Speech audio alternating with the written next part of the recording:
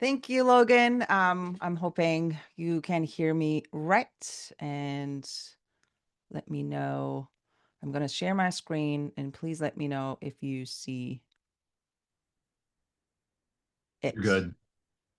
Love it. Okay. Hello, everyone. I am so excited to be here. And I'm going to just 1 second, very quickly. Let me set up my environment. There you go. All right. Perfect.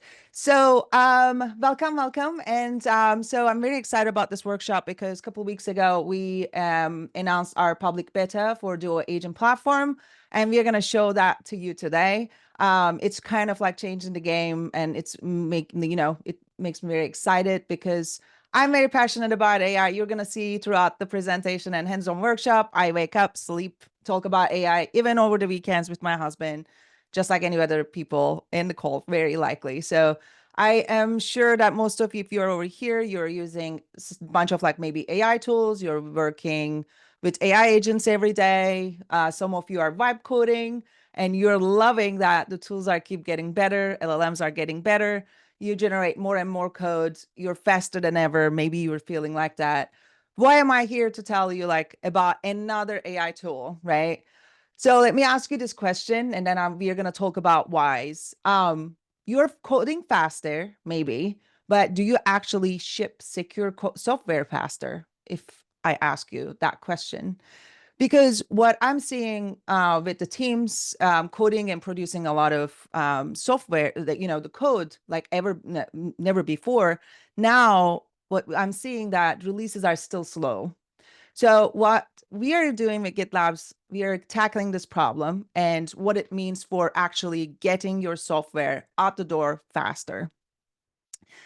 So just like Logan said, we are going to go through some slides. Bear with me a little bit. I'm going to just show you like what is Duo Agent Platform and Duo is about, and then what you're going to see in the hands-on workshop. And then we are going to go dive into the hands-on workshop right after. So I love starting with stories instead of like saying like reasons, because like it keeps your brain understand these problems better. And one of my co-founders, like I founded an AI startup before I joined GitLab, and I built software. And then my founder is in the call with us today because she's also a developer trying to improve her productivity, and then faster software delivery. So what we had last year was like a small team, and we had to, move incredibly fast, right? There's so much competition with the AI. There's a lot of expectation from developers, from companies about the AI's improvements that you're building. So we were trying to use every shiny AI tool out there to improve our productivity. So she was doing the front end. I was working on the back end. We were producing like 30 people team, and I was doing like all this like API implementations that would just take me like maybe 2 weeks. Actually, it was taking a couple minutes, right? So I was sure I was coding faster, but I still couldn't put code to production because my AI tools were fragmented. That's one of the reason, because we had one tool for code generation, another for UI component, another for CI/CD, and also, obviously, hallucinations and the context pollution cost me like more time than coding time that I saved. So I was constantly switching back and forward with a lot of these different tools as well. So AI would generate maybe like cloud deployment configuration, but it would have a wrong version, right? Or AI had no idea about my business logic that I had in my wiki or documentation or in my issues and tickets. So if something will break at the end, I would just like dig deep into my CI/CD configuration, what has changed, who changed it, why it broke. These take a lot of time. But what actually kept me up at night, because I had to do like, and then all these like security so that I built trust with my customers, which is the security piece, right? It's something that I need to ship all the time, but generally I push it at the end. And what happens when that happens, right? You are pushing this to end, and instead of like shipping features, like at the end, you're just like, oh, I need to fix the security vulnerability. Some of these, even though I had a small team, some of this should be very familiar to every one of you because we're all professionals, right? Trying to ship secure software faster. And we want to compete with our competitors. We want to build our own AI agents for our customers. We want to make sure that our software is compliant and our developers aren't using these fancy new unofficial MCP servers and expose our IP or access tokens and create security vulnerabilities. But now, like I'm lucky enough with GitLab, I'm lucky enough to work amazing enterprise customers, teams with massive scalability requirements and complex systems. But like I'm seeing similar patterns, but of course, like it amplifies by the scale. So tool sprawl, something that we see everywhere. You have one AI tool for each of your use case. One AI tool, it's just making a decision, just a little bit small part of your system. If you think about what that is, it is like, think about it as a third party external consultant comes to your company and see part of your setup, give you an advice without like knowing anything about your business or architecture decisions or knowing how actually your systems are working together. So it gives you a suggestion and you spend at the end more time fixing these AI suggestions that third party external consultants produce, like instead of like you're producing more software. So that's why we took it absolutely with the new features and everything that we are implemented, we are completely having a different approach. So what it means is that we build an AI that lives inside the platform where your engineering work already happens, source code management, your Git history, your issues, your deployment patterns, your CI/CD pipeline history, right? Not just through your external API integrations that have a little bit of data and you do get call. No, it is based on your entire engineering workflow. So the difference is like, as you can understand, and you're building with AI, context is so important while working with these. So because of the whole new changes, of course, like GitLab itself helps customer 7 times faster cycle time so that you ship software faster by just like consolidating all these like different tools. Instead of using like different tools, you just like consolidate. Not only that, but with the Duo agent platform, you're even seeing it 10x in the early examples we are seeing, because you're removing this friction of like AI tools not talking to each other or don't have the entire context. So that now you with GitLab, you have AI that actually knows your entire engineering workflow from issue planning and creation to production, right? And of course, we built this with privacy in mind, which means that your code never trains our models. Your IP stays yours, just like the GitLab source code management, everything else. And also, I want to mention that AI has the entire software delivery life cycle. You're going to hear me saying a lot about this SDLC. It is basically one unified data model that has all your data, like for delivering your product to your customers. All right, so let's go deep. Like, let's talk about one level down and then talk about the feature set to better understand what you're actually going to see in the workshop. And it's not over here in the slides, but what do we do in general before we even start working? We just sit down with our teams. We bring our product managers and project managers. You do sprint planning. So one thing that is like a lot of people that probably in the call that has a pet peeve, very likely, that a vague the issue description at the top, scan and fix the bug, or just like that's it, just the title, no description, because like we want to code more. Sometimes like we don't want to do all this like admin work, we don't want to put acceptance criteria, but what happens, you don't know like what you're going to deliver. So Duo, with the prompts that you have within your UI, can help you first write the entire clear issue descriptions, your acceptance criteria, and at the end, it actually helps you understand what you're trying to build. So now with the code suggestion and intelligent code explanation, you can go and create your like entire software from this issue. But you may say, while you're just like looking at the slide, okay, but code suggestion, explanation, test generation, like every other tool out there is working on it. Like every other tool is doing it. You're right if you're asking that question. So the key difference is, again, the platform itself and the context. So you may go into any AI tools and ask, hey, generate a generic code or explain a specific code. Normally, it's based on the syntax and only specific context in that project. But Duo has your entire existing patterns, your relationship between your projects as well.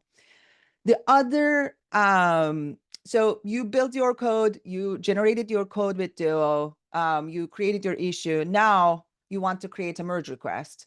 Another, of course, like if you're a developer, another time waste for a lot of people doing the code reviews, right? I would drag my feet because it's a lot of work to understand the code, optimize the code. What problem does this solve? Is it breaking something else? You just click through the issues, understand what is happening. So instead, what you can do is you can ask Duo to do the merge request summary. So see if other people, like what other people put, what is it's doing, and what is happening in the commit. Or you can actually ask Duo, do the code review for you before even ask your coworkers to do it.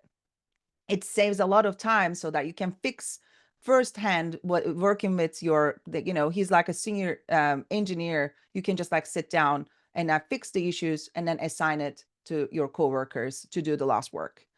So where it gets interesting, honestly, just check this root cause analysis. I mean, I love the coworkers. I love what GitLab is doing, but this is one of the reasons I think I signed my offer letter, because I have some gray hair from Jenkins pipelines throughout my career that, like, when I first saw this like feature set, like it just like blew my mind. It's because this root cause analysis, what it does, like after you push your code, the pipeline starts running. Sometimes like you don't know why this pipeline failed. Is it the resources? Is it the like test cases that somebody wrote? Is it me or somebody else? Or like which microservices it's causing the issue? So normally you just like have this like detective work of, hey, how is it going? Like how can I fix this? It just like takes forever. Normally 15 minutes of code change actually takes an hour for you to analyze what is happening. So root cause analysis helps you identify from the logs and the context and the relationship between your projects. It gives you why something failed. Another piece is where I'm very, very excited about is that I want to share is the security and governance, something that teams generally miss, but we should not miss, because or it's not about missing, but you just like postpone it, right? So when I was a data engineer 6 years ago, building data pipelines, our security was happening at the end in the QA as well. It was like 4 weeks to release cycles. And then our releases were just like holding up because like there's a lot of back and forward. And okay, you fix this vulnerability, you do that, like it's right before the release, and then you just have to postpone your releases. There are still patterns that I see today as well. But then after 6 years, like data engineering work, like I joined blockchain, right? And that space, you cannot not have security built in. You cannot say like, we'll add the security later, because everything is open source, and any kind of wrong code that you implement and push it, like with one transaction, entire liquidity will be drained within one transaction. So it has to be edited natively. And of course, in the last 5 years, I'm seeing a lot of like enterprises as well. They are moving into more like this philosophy called, like we call it shifting left. So you're just shifting left the security as well as the QA. So if right side is your users and your production, shifting left means you're moving the security as part of your developments, like before even it gets to development environments. So GitLab is basically built like complete DevSecOps platform. So, which means is that security is already part of and built in native. So it's architecturally integrated. And as you know, for AI, data is the most important thing. So GitLab's AI agents have the context of your compliance, your context of policies that you put in and enforce on your on the developers and the repositories. But not only that, this vulnerability summary and explanation, think about this, right? This is actually not only just flag the security issues, it actually educates your developer about the vulnerabilities, attack vectors, remediation strategies, and like your developers can actually fix these issues before it even goes out there. And not only that, with the vulnerability resolution, you can, which is like for some of the vulnerabilities out there, you don't have to manually do the work. With one click, you can ask Duo to fix this issue and create a merge request. So if you think about asking AI, right, just go to cloud or any of your LLMs and ask a specific vulnerability information. It will give you a generic information about whenever the LLM was deployed a year ago. But of course, the security is built into GitLab, right? You have the most up-to-date secure information for your AI vulnerability resolution. So it is like up to date to today. And of course, once you fix the vulnerability, what you do is that you create the merge request for your coworkers so that you can collaborate not only with your security team, your product team, but also with your entire engineering team.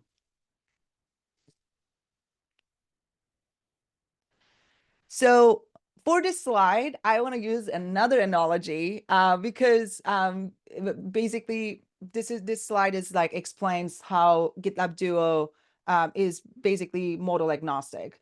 So think about it, right? For AI agents, if you're building it and you're just like working with LLMs, you know that using a premium AI model, like an expensive one, it's like driving a Lamborghini to Costco. So I would love to go to Costco with a Lamborghini, but like Toyota would do the work, right? So we know we know that different AI tasks that requires different computational requirements. So this AI abstraction layer that you have, you're seeing in this image, it's basically it's GitLab's multi-modal approach where if you have a specific complexity and it routes the request to the most optimized and specific tasks, but also you can select whatever the model you want for specific feature, which is a great segue into self-hosted models. So this is kind of one of our main differentiators, I think, in the space because you know that not a lot of tools out there are supporting this use case. So what does this mean? Let me explain it very quickly that, for instance, like one of my customers, very large tech company, and they basically told me last month that they have a specific non-negotiable requirement. Like they were saying like, okay, we will use an AI tool, but this AI tool cannot access to external networks under any circumstance. It has to be completely air gapped. So air gapped is like means if you're regulated industries, you understand like healthcare, financial services, or defense, government, you know what I'm talking about. Like it cannot have access to external services. So that you cannot put an API call to cloud. You cannot put an API tool to API call to AWS Bedrock. So, which means that you cannot have Wi-Fi access and any kind of like external data exposure to anything, right? Because it represents high risk for these people and for your customers in the regulated industry. So self-hosted models, basically, you can have your own LLM model deployed within your secure environment. It can be an open source model like Llama or Mistral, or commercial, you can still use the commercial models with your own credits, like AWS Bedrock and on the cloud provider, or custom models, like where you fine tune a model just specifically for your domain knowledge. It's something that you can bring and test out with just in an integrate with Duo. Again, this is the entire thing about being a model agnostic. We are not tied to any kind of model or different company. We're just like working with the best models that works for your needs. Bear with me, I'm almost there. This is the most exciting thing, because GitLab Duo agent platform that we're going to show you today. But I want to just like tell you, like, what is this? Like why you should even care. So the GitLab Duo agent platform, it's basically, think about it, whatever you're doing, everything in your day-to-day job manually that you're working on,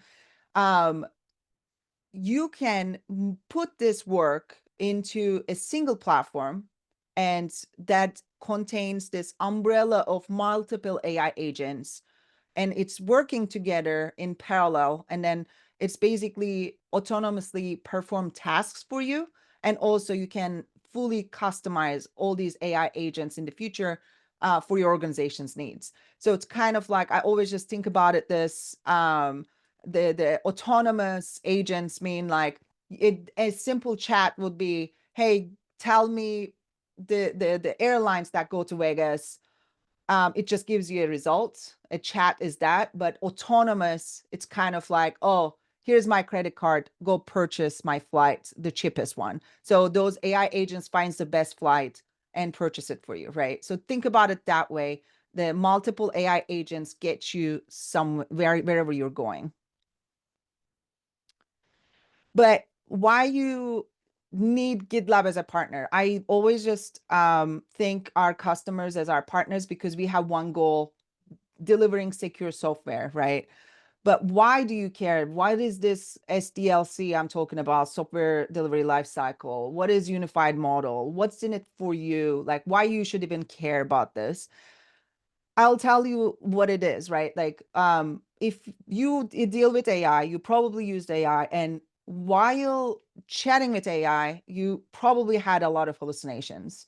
You ask AI to give you, like, I don't know, picture of spaghetti meatballs, it gives you pepperoni pizza.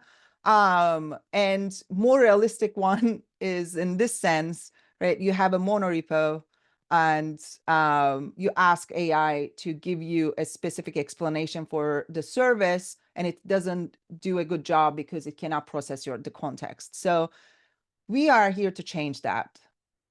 So I've been saying that multiple times already. Duo already has access to all your data you need, but sometimes data is not enough, right? Sometimes data can cause context pollution because it's so much data, and AI gets confused. So you need better AI agent systems that makes AI work better for you. So that's why our engineering team were able to create some like bunch of different like improvements, and then that's going to be released. One of them is the semantic search, where capabilities where understand your entire repository and gives you better results. And the other one is the knowledge graphs. So as you know, GitLab is an entire platform. So one, you have business logic in the issues, you have architecture diagrams in your wiki, you have Artifactory, you have CI/CD pipelines, you have deployment, you have source code management, you have Git history, commit history. So you have everything all together. So these knowledge graphs basically understand all these relationship between your entire engineering as well as business workflow, and then combines to give you the better results. And also, and this is going to be like life-changing for us in the future, but also you have the option self-hosted models. Just like I said, you have flexibility to pick the AI models that you want. We are also cloud agnostic. We work with every AWS, GCP, as well, not only the models, but also the cloud providers. And you can pick whatever the cloud deployments that you want. But also at the end, we have AI impact dashboards. So if you're an executive in this call, okay, so you have an investment in AI, but you want to understand, like, should I continue this investment? Is it improving my engineering developer productivity? So we have real-time metrics to help you understand and improve your team efficiencies. So the piece that I want to just like very like explain this, what is like coming. This is like very valuable information in terms of the agent platform architecture. Think of these in agents in the agent platforms as different personas, right? One for software development agent, one for deep research, another one security vulnerability agent. So all these can work in parallel based on your complex problems. And while doing that, they share context in your unified data model that your work is in. But what makes this an architectural different from point solutions, as I mentioned, it's the platform integration itself. So if you go to a point solution, you only have the agent. You have to get like, just like small access to everything else, right? But Ebru, you're gonna come and say, I'm okay. This is so fascinating, but my GitLab, I just want to use it for source code management and CI/CD and security. My like I already have so much investments and history in my Jira, which is fine. So what you can actually do is we have MCP support, which is Model Context Protocol, that you can connect so that it will have access to Jira, or it can access to your Stripe or even Gmail, right? That is the MCP support. And another one is that we have is agent to agent protocol. So A2A that you see over here, it is the agent to agent protocol. And why you should even care about this, think that if you're just building your own AI agent and you want the AI agents to talk to each other, so this support is already there, is going to be there so that you can bring your external AI agent that does, I don't know, clean up a specific code, which I'm going to give you an example in a bit. Okay, so this is a bit like a fun thing for me. When I was like going through like flows, I was trying to understand like what is it like that. I mean, how can I just like make it in my head to understand what these flows are, right? So think of this as you are renovating your kitchen, and like I do that all the time. Oh, let's renovate the bathroom because it's small, we can do it. But no, like you have to, there's a lot of work actually. Like then later you are just going to understand the entire planning that goes into it. Like you have to do the plumbing, you have to do the electrical upgrades, and there's like permit approvals. You have to coordinate different like contractors to do the work for you, right? You cannot put the walls before you get the electrical permit. So flows are similar because you put these planning into a specific sequence, right? You just basically put an input and it plans the work. It first asks you like, hey, are you trying to do this? And asks you like, are you trying to plan this for the specific input? And it's called human in the loop. So you say approve or deny, then it's after the clarification phase, it goes into the planning. It picks the best agents for your needs. Then, of course, it executes the execution phase, like executes whatever you want, which is like a simple example would be issue to MR. So you have an issue description and you can have an entire flow. One of the agent can be just like the understand the issues, the other one understand your repository context, other one creates the pipeline and then pushes directly to MR. Another one creates the MR for you. So these are all in sequence software flows that you can use in GitLab Duo. GitLab agent platform. And one of the demos I created, for instance, very, very simple.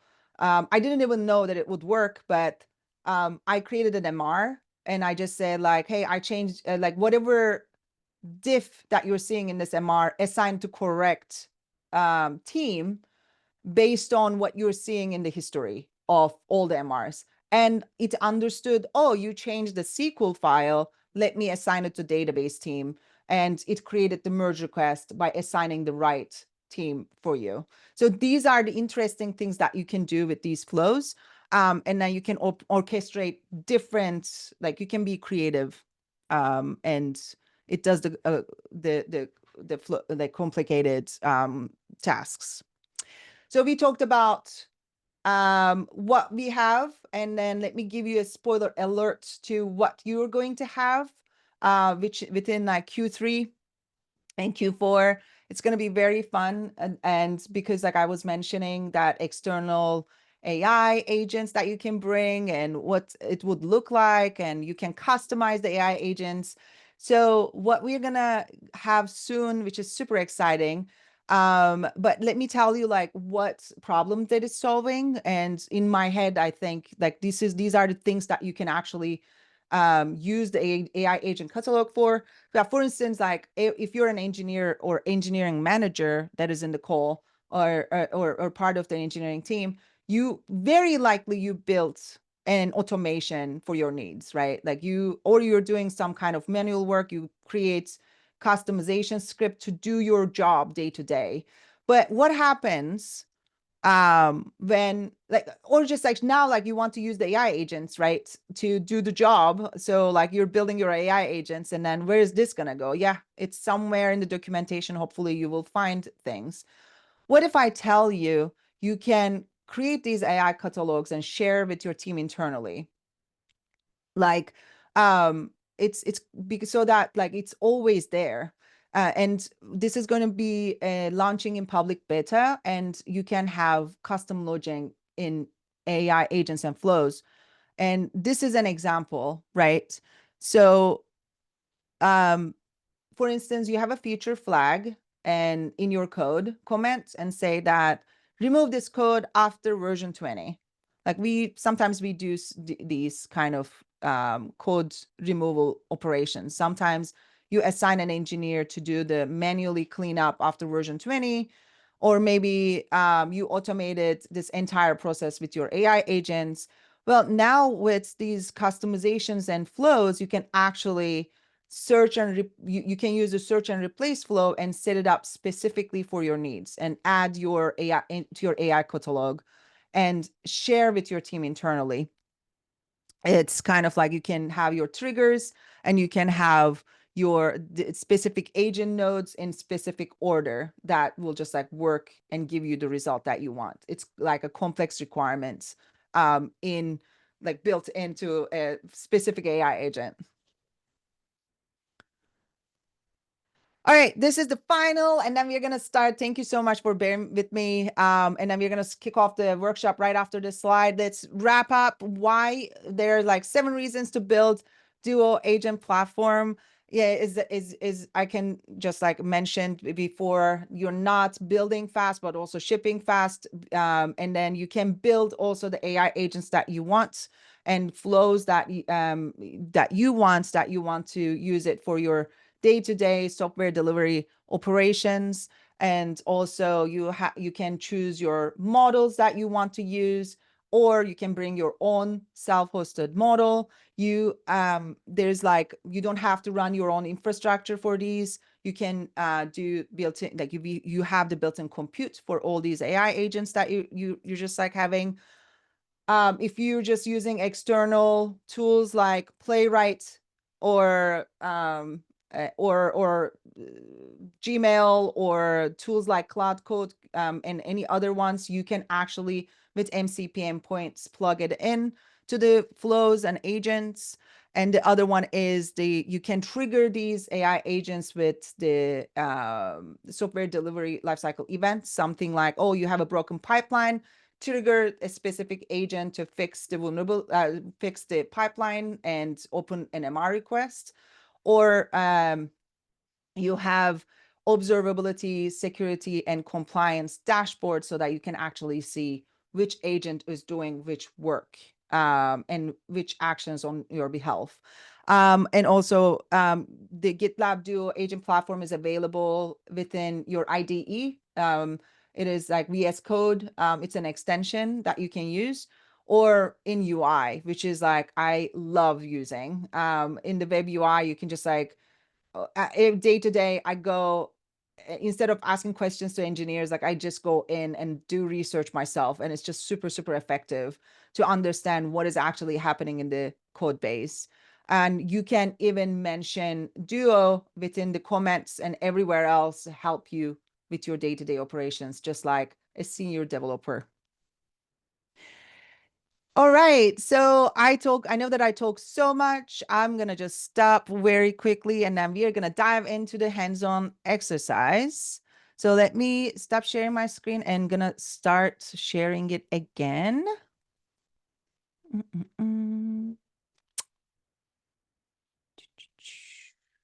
All right. So I think this should work. All right. Can you see my screen now? We can. Okay. That is perfect. So what I want you to do, like Logan shared that with you earlier, please go to your Tanuki Racing Duo Enterprise Workshop, and you should have a session, group, and then the project. Go to the issues that you see, please, on this navigation bar. You're going to see the issues.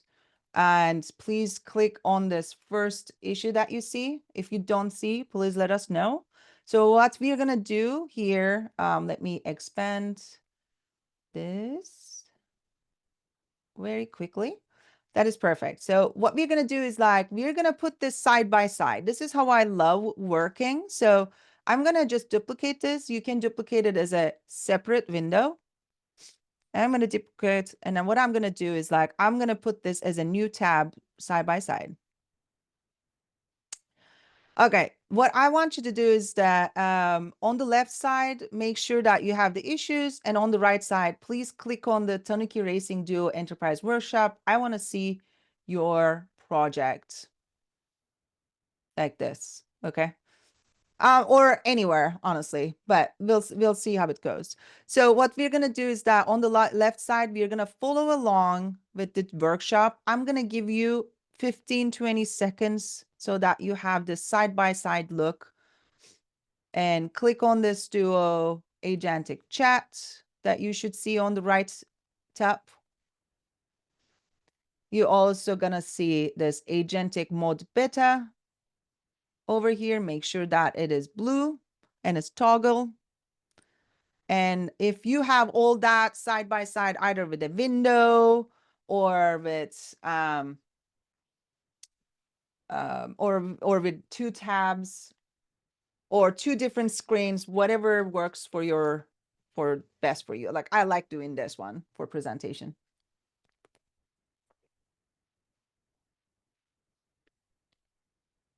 All right, I'm gonna give you 10 seconds.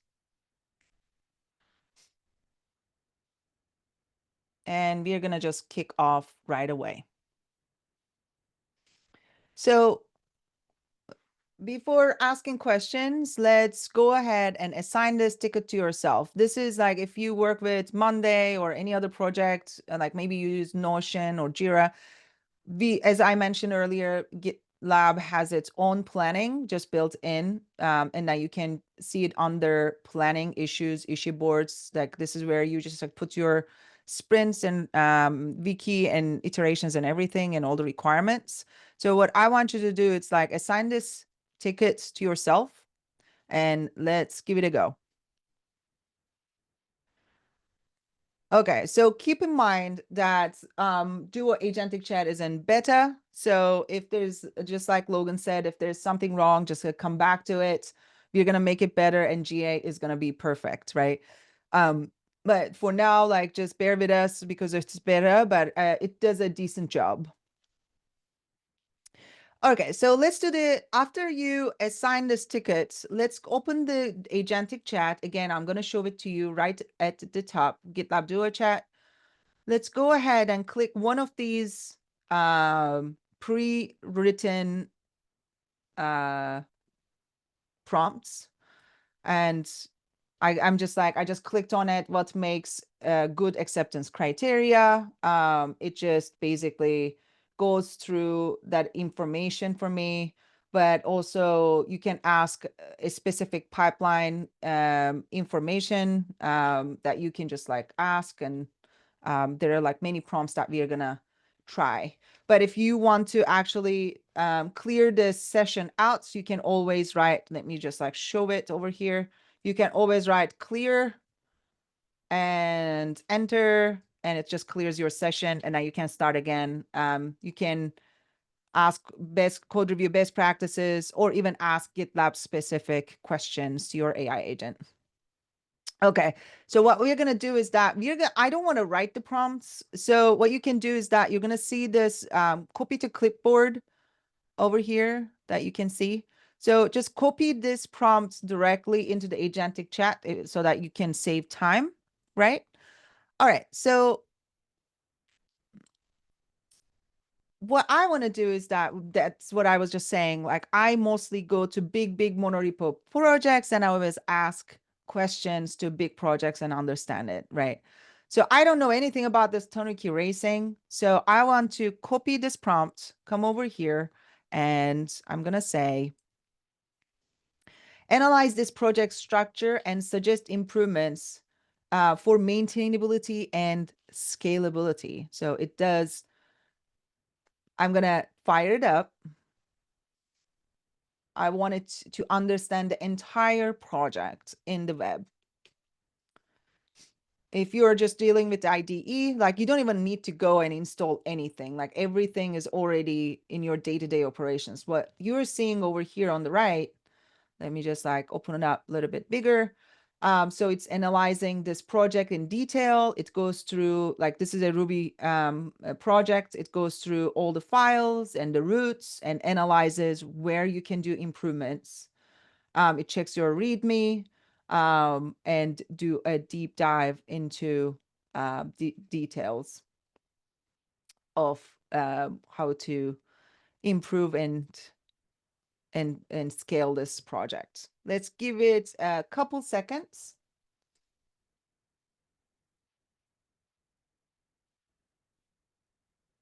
All right.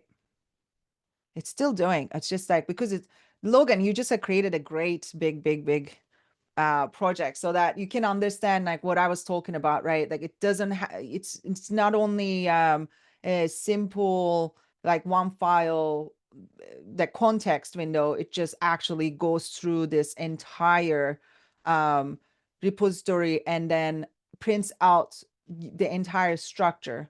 You can see over here what it prints out finally. That, hey, this is a Ruby based web application. This is the main application. These are the database layers. These are the views. And then separate concerns and modularize. So it just like shows some recommendation about like how you can modularize that. There is like some improvements in the database architecture. There are current issues. Oh, there's a SQL injection vulnerability in get specific method that you need to fix. And then it shows you the recommendations, right? And then the more you go in, it gives you entire information about error handling, security improvements, just with a simple like scanning within your entire projects. And then of course, like highlights, the high priority, medium priority items for you. All right. But now like I don't have a README over here that just said, I want to have a README, for instance, like there's a README, but I want to have a setup README. So what you can do is like come over here and then ask Duo to explain the setup instruction and API documentation to a new file by the name of setup.md in Markdown. So I'm just going to fire this up. This is going to be, just make sure that you're in the agentic mode beta. Okay. I'm just double checking that. Make sure that you're in the agentic mode. So what this going to happen is that I'm going to fire this up.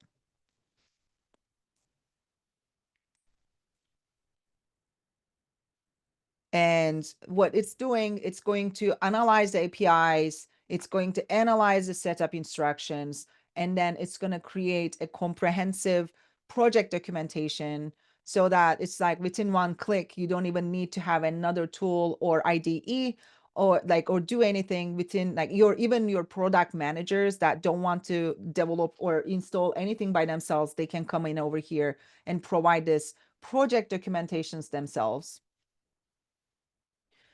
And it is currently working on the answer. And then what it's going to do is I'm hoping, let me see, am I doing this? And while it's working on that, you can also create a new chat over here, and then you can actually see the chat history. I have so many conversations that, let me move this very quickly. I can always go back and it just prints out, right? Hey, after I'm just like creating this commit for you. So this is the human in the loop process that I was talking about. Hey, I analyze something, I'm doing something, but should I just like want to proceed and execute this tool? So I recommend you, like, especially now with beta, just check what it's doing because it's creating a commit directly in the main. So sometimes just make sure that your branch is accurate. Like you don't want to directly push the main, but if you want, just be my guest. But just double check that it is in the correct branch. It's doing the correct actions. It's creating with the specific content. This is going to be like a prettier and later. And then the file path is setup MD. The project ID is Tanuki Racing. And then here is the commit message that it's doing. So either you can say deny and explain, hey, this is why I think you should do. You're doing something wrong. I don't want it to be in main. You should commit to another branch. So you can deny, or you can just approve. John, should I give it a go? I'm just gonna. I would say do it. Yes. Let's do it. Yeah. But I agree with you. Anytime it asks for approval, it's worth reviewing what it's asking to do, because usually when that approval dialog pops up, it means it's going to make a change to something in your GitLab environment, and it's worth double checking what operation it's gonna do. Thank you, John. Thank you so much. John is my dear friend, and then he's going to take over the hands-on workshop in a bit so that I can take a little bit break. But what you're seeing over here is that it's committing something to the project, and it just told you like what it does, right? Hey, this is the commit message, and this is the action that I took, and it's the setup. And like if you're a product manager, I mean, if I was a product manager, I would just like super excited about this. So it gives you the information, but what we can do is that go over here again to your project and refresh for a second. And you should see the setup MD that you didn't have. I'm going to click on this, and then you can actually see everything that Duo just generated for you. It has the entire development workflow. It has the coding styles, and then the API, because I asked for an API documentation as well, your get calls and post operations. Hopefully, is there a post operation here? Oh no, maybe not. And then the troubleshooting, and then the entire setup that you need. Okay. I hope that you're doing. I will give you a couple seconds to go through the second one, just play around with that. And then what we are going to do is that it's the planning phase. Now, let's go ahead and do the planning. So think about it from the start. You sit down in the meeting room or your Zoom call, you're talking to your product manager and project manager and your engineering manager, you're doing sprint planning. And then what you're going to go over here, for instance, and you're going to plan your work. So please go ahead to navigate to this navigation bar. And I need you to go to the issues on the right-hand side. Just keep this always open on the left and just like go to the issues. We are in the plan our work section in the workshop issue. So what we're going to do, we're going to create an issue over here, okay? Which is super exciting. And what I'm going to do, I'm going to click on GitLab Duo Chat. Oh, sorry, not Duo Chat. First, let's create a new issue. and just put a title, say, what is that? Fix vulnerability detected by GitLab scanners. Okay. Okay, so here's what is interesting. Normally, like I would just like put, oh, there's a bug, P0, and then you would just like put a bunch of stuff, and it's like vague. There's no acceptance criteria or anything. It is very annoying sometimes. Like you don't understand what other people are building. Instead, what you can do is that you can ask GitLab Duo, make sure that over here you're clicking on the plain text editing. Let me go over here, if you can see. There's a switch to plain text editing.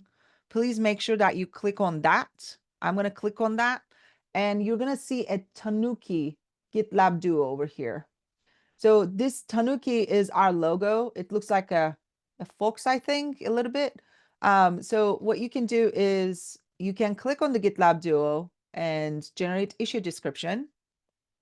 What I'm going to do is that I'm going to generate an issue description called, like, I'm going to copy this area and I'm going to say include GitLab scanners to secure our CI/CD pipeline, fix any newly discovered vulnerabilities. Then I'm going to submit. And then it's going to populate an issue description for me with acceptance criteria and the details. It's going to show me implement GitLab security scanner, SaaS container scanning. These are the acceptance criteria and additional notes. And at the end, it shows description was generated using AI. Again, make sure that you are in the plain text over here. Click on it and then click on the Tanuki GitLab Duo thing to generate the description. And please go ahead after that, just create the issue.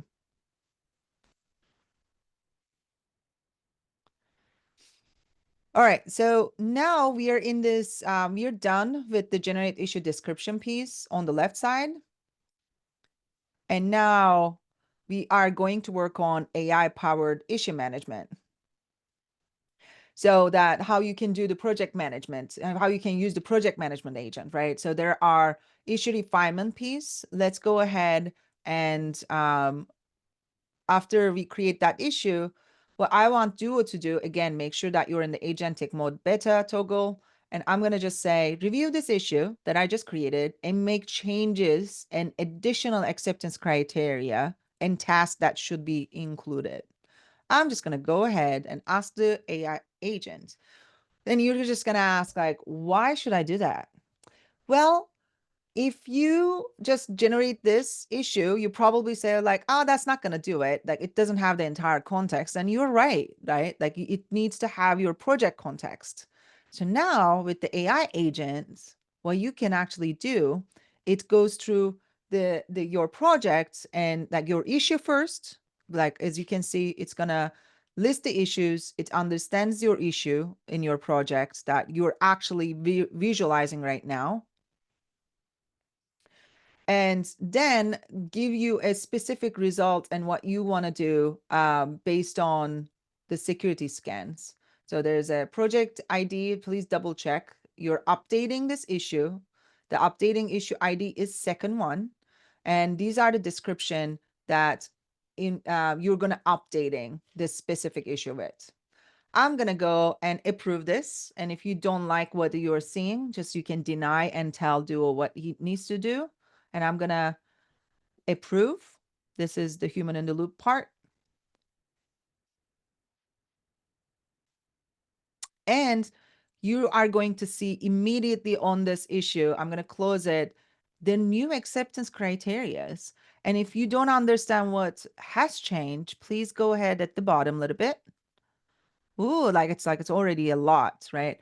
But you can just see over here, compare with the previous version to understand what Duo is actually generated just now for you.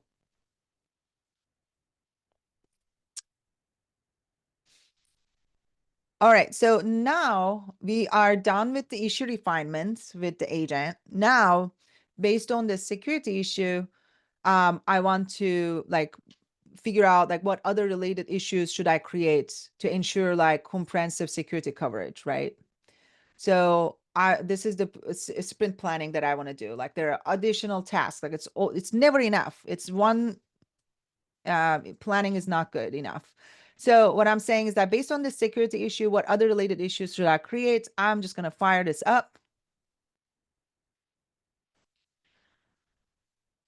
Boop, boop, boop.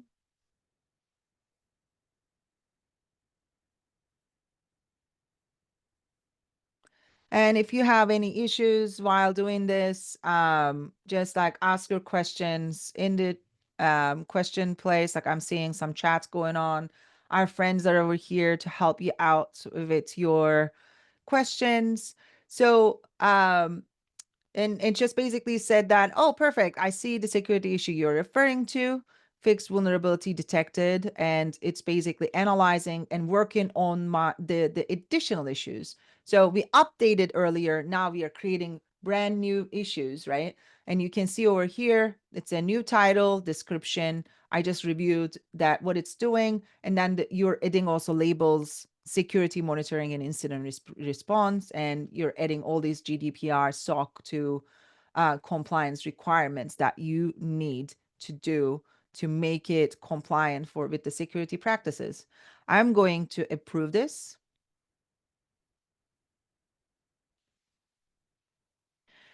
And this should create a separate issue for me, issue number 3.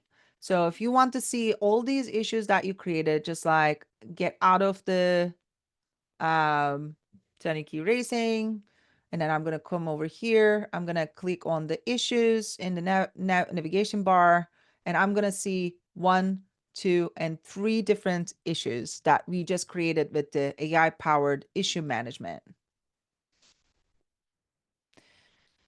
Okay, but now like we created this, the newly created issue, but I don't know how long it may take, right?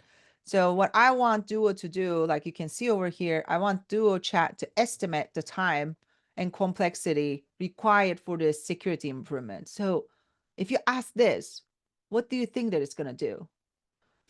Let's see.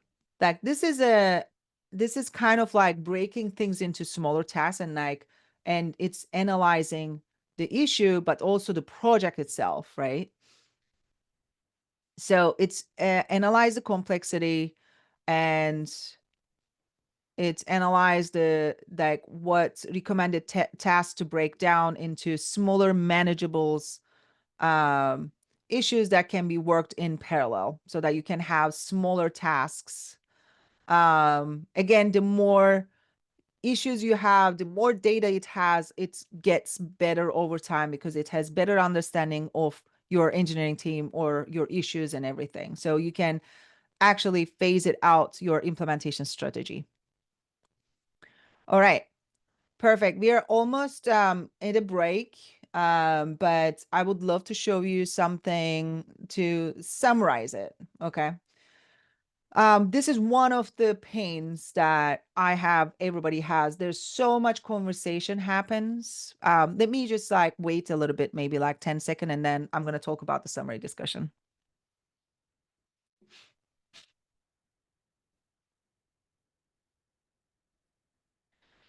Okay.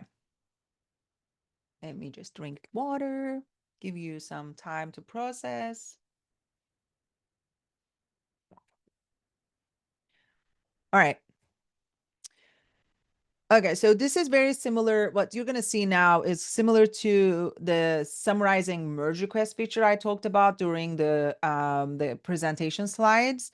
But like, but this is actually very, very critical because like you have an epic, you have sprints, you have issues, and you have tasks. Like there's so much to finish. And sometimes, and there's like so much conversation back and forward. Should we do the UI this way? Should we do the design this way? So you have a lot of conversation, and then you're like someday you're an engineer. Hey, we need you in the AI, just come and work with us. So now you need to understand this entire context, like what is happening, like what are these people talking about? So what you can do is that you can come over here. Let me show you an issue that is like has a lot of context. So in this section, like you're gonna see this issue over here. There's a link. It's not something that you already created because we haven't talked to anyone in our commit. So here's an example issue. I just want you to click as a new tab. It's gonna open up another page. So this is a project from GitLab org. And as you know, GitLab is open source. And then, you can even co-create and you can participate in the issues and actually creating code or find security vulnerabilities. So here you're gonna see so much content. There is linked items, child items. There is so much activity. Like I can keep going forever, and I don't want to just like make you sick. So there's a lot of activity, and I don't know what is going on. And somebody just told me, come and review this summary and view this project. You're gonna be part of it. Oh my gosh. So what you actually do is that you can actually click on this view summary. Oh, oh my gosh, sorry, 1 second. I need to refresh my page very quickly because I opened a tab. Sometimes Arc doesn't work for me. I need to switch to Chrome. So here you can click on this view summary and it's going to open the Duo chat. And just to highlight over here, it could be a little bit confusing. So this view summary, it's actually triggers the not beta because it's just a summary around the context. So you don't need agentic mode. It does the chat, but in the future, there's not gonna be a separation. There's gonna be only one chat window. But for now, during the beta, please make sure that this toggle is enabled if you want to use the agentic capability. But for now, it's basically summarized the comments and it just told you that, hey, this issue is about CI job token API access limitations. And then here's the users want this one. And then there are workarounds that they talked. There are multiple customers that require premium, ultimate, and large enterprise customer. And then you can just see very simply what this entire issue is about to save you a lot of time. Let's go back to our side-by-side tabs. And this is the last thing that we're going to do before the break. And then John is going to take over. All right. All right. So let's do and go ahead and then let's click on like make sure that on the left side you are in your AI in your CI/CD pipeline. This is like now we are talking. This is like I'm just so sad that we are not going to talk. I'm not going to talk about the fix broken pipelines, but this is my favorite feature that my friend John is going to explain it to you in a bit. But what I want to do is I'm gonna go ahead and I'm gonna go to navigation bar and I want you to go to build pipelines. All right, so here in this build, you're gonna see a pipeline editor, okay? I want you to click on the pipeline editor.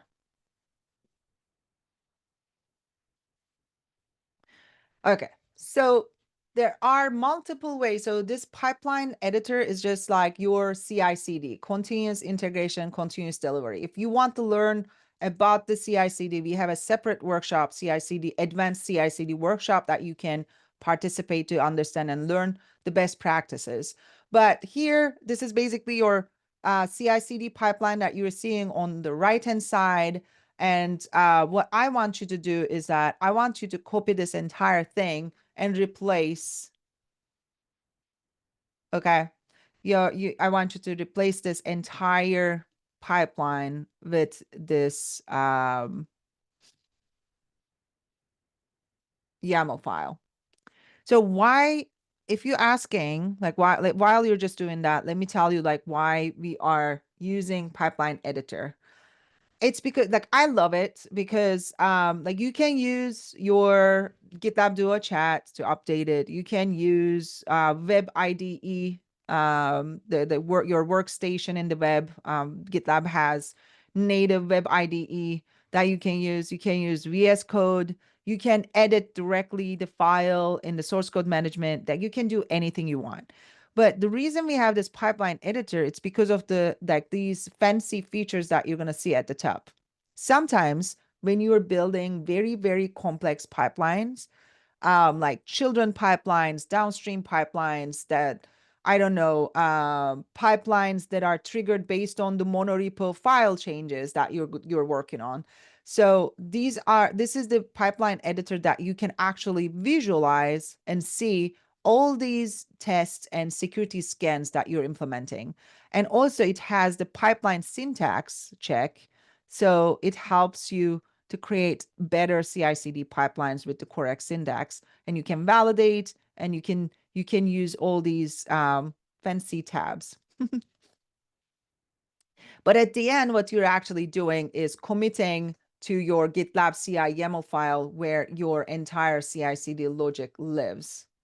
So I want you to commit this change, and it's going to trigger a pipeline. And you should see on the top and top hand side, pipeline, this number is running. I want you to click on it. Like actually you can see over here, there's a build stage and there is a test stage. So you can either click on these, or I want you to actually click on the specific number.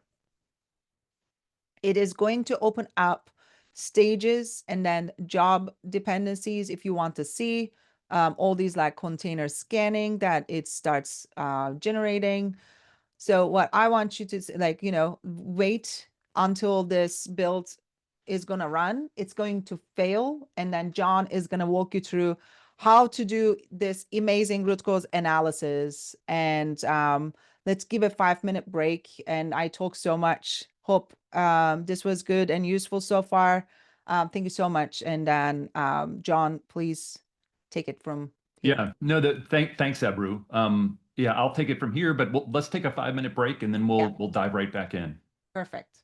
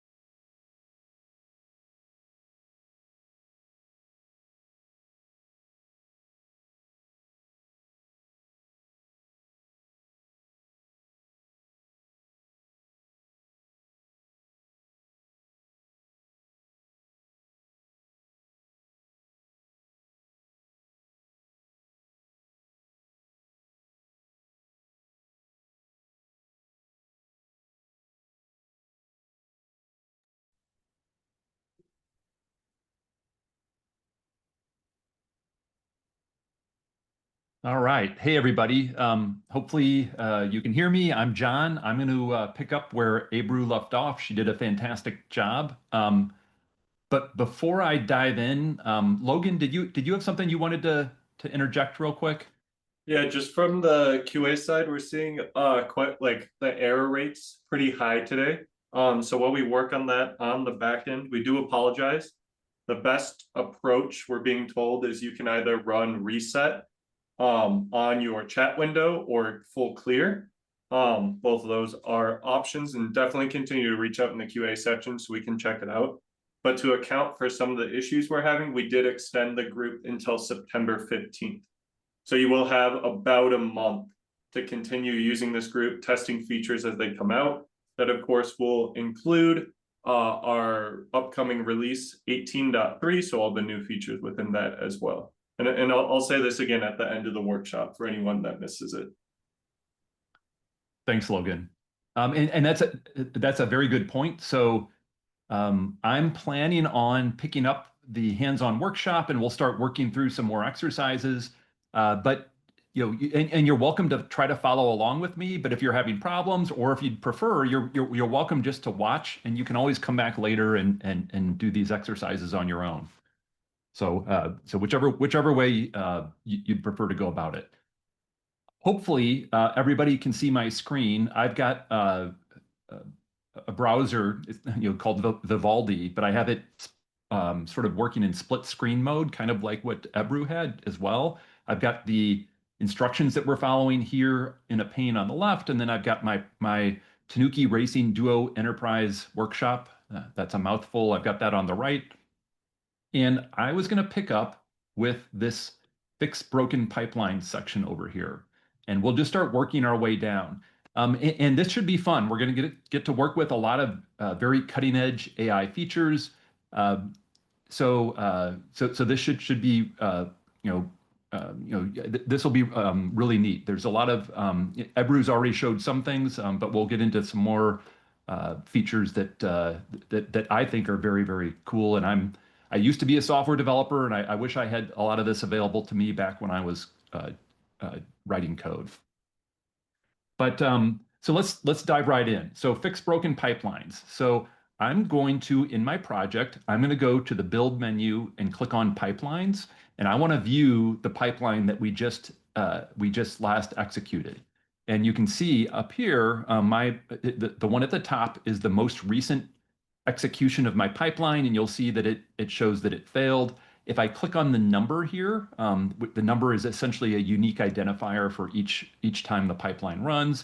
If you click on that, you can jump into what we call the pipeline visualization. So this sort of drills into it and shows the pipeline in more detail. And you'll notice that on the left, under the build stage, there's a build job, and it has a nasty looking red X next to it. And that's telling us that the build job failed. And if we click into the build job, we can see what happened. And you'll notice that there's there's a long job log here that it looks like it's 1,400 and something lines long, and it ends with an error, job failed, exit code 1. And in the days before AI, you would have to just sort of start digging through this job log and figure out what went wrong, what broke it. But luckily for us, we now have Duo, and Duo specifically has a feature called root cause analysis that helps you diagnose broken CI/CD pipelines, and it's available behind this troubleshoot button that you should be able to see if you scroll all the way to the bottom of the job window. And if you click on this, it's now going to open up my Duo chat window. And what it's done is it's executed this /troubleshoot command that's going to investigate what caused the pipeline to fail. And it's going to not only tell me why the pipeline failed, but eventually, here we have under example fix, it's going to tell us what we need to do to fix it.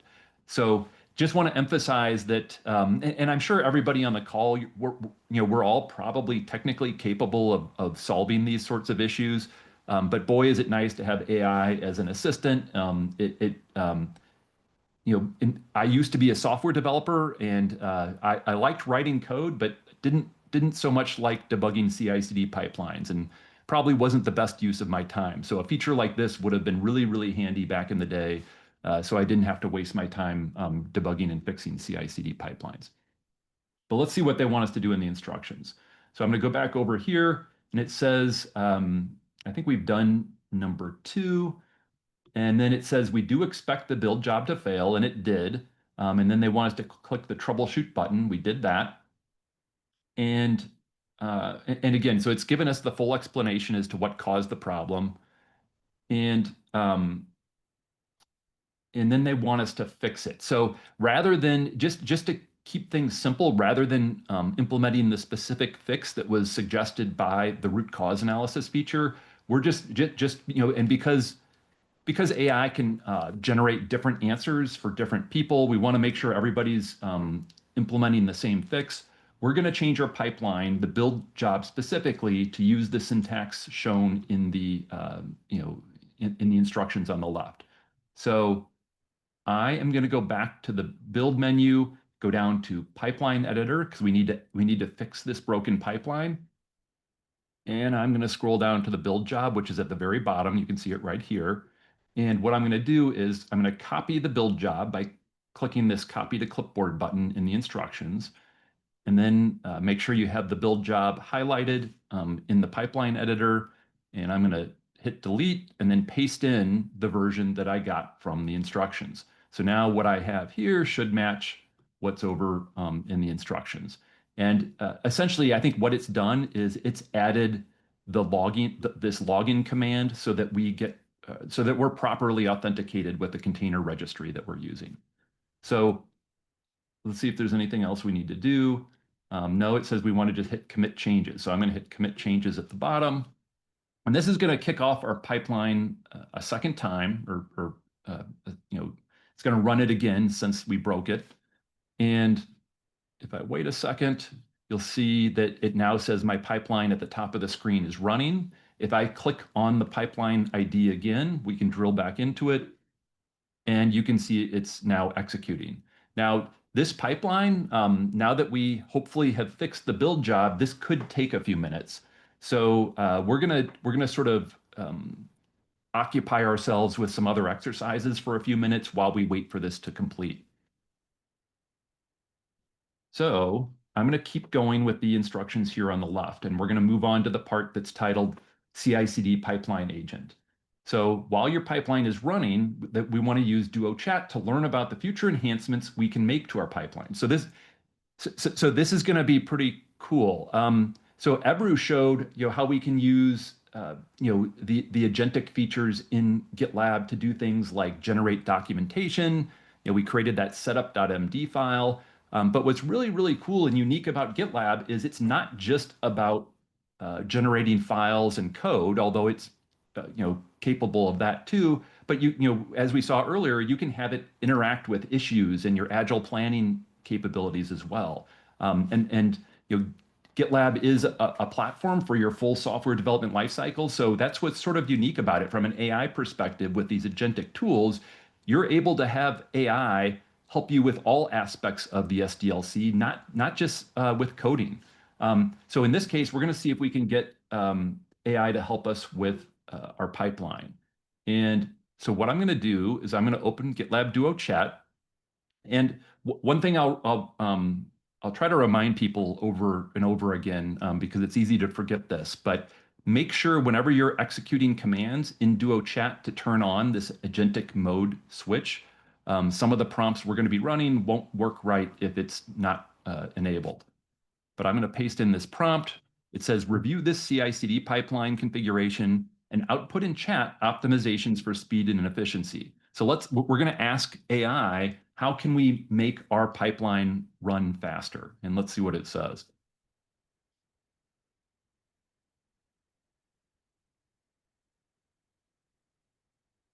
And so it's agentic. It's Duo agentic chat, and so the agentic part of what it's doing is it's going to start poking around, looking at the files in my project, looking at my CI/CD pipeline in order to answer my question.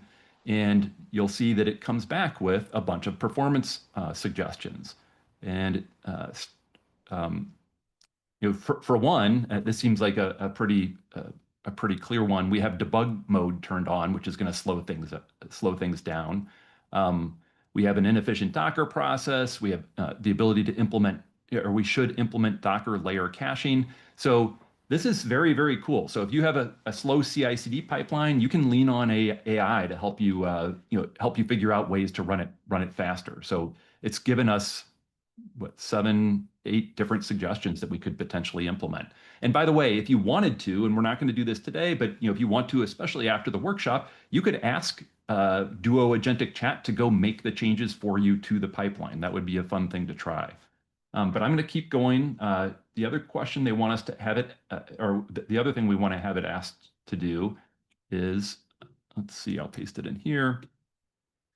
So we want to know what other security scans we could run in our pipeline. So if you'll notice, and I have it partially covered up, but in my pipeline here on the left, there's a bunch of security scans running. This is a SAS scan, secret detection, dependency scanning, container scanning. But let's ask it what other security scanning jobs we could potentially incorporate into this CI/CD job.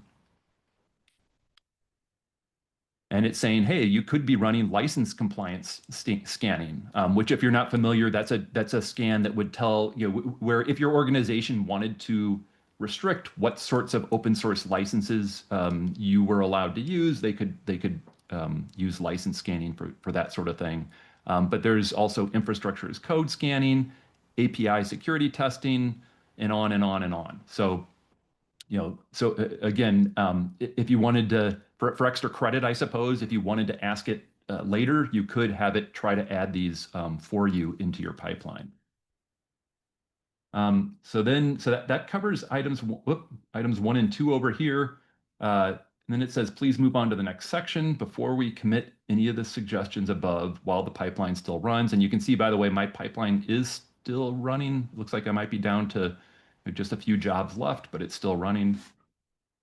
And we're going to ask it a few other things just to sort of give you an idea of what's possible with agentic chat.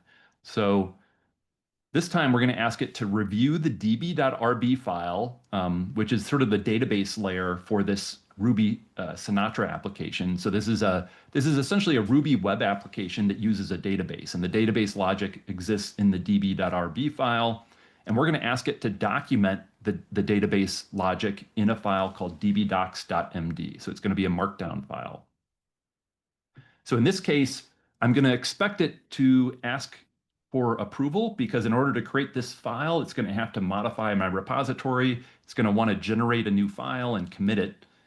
So I'll probably get an approval request here momentarily if everything works as it should. But you can see, by the way, here it's looking at the db.rb file, and then from looking at that, then it's able to generate the the documentation.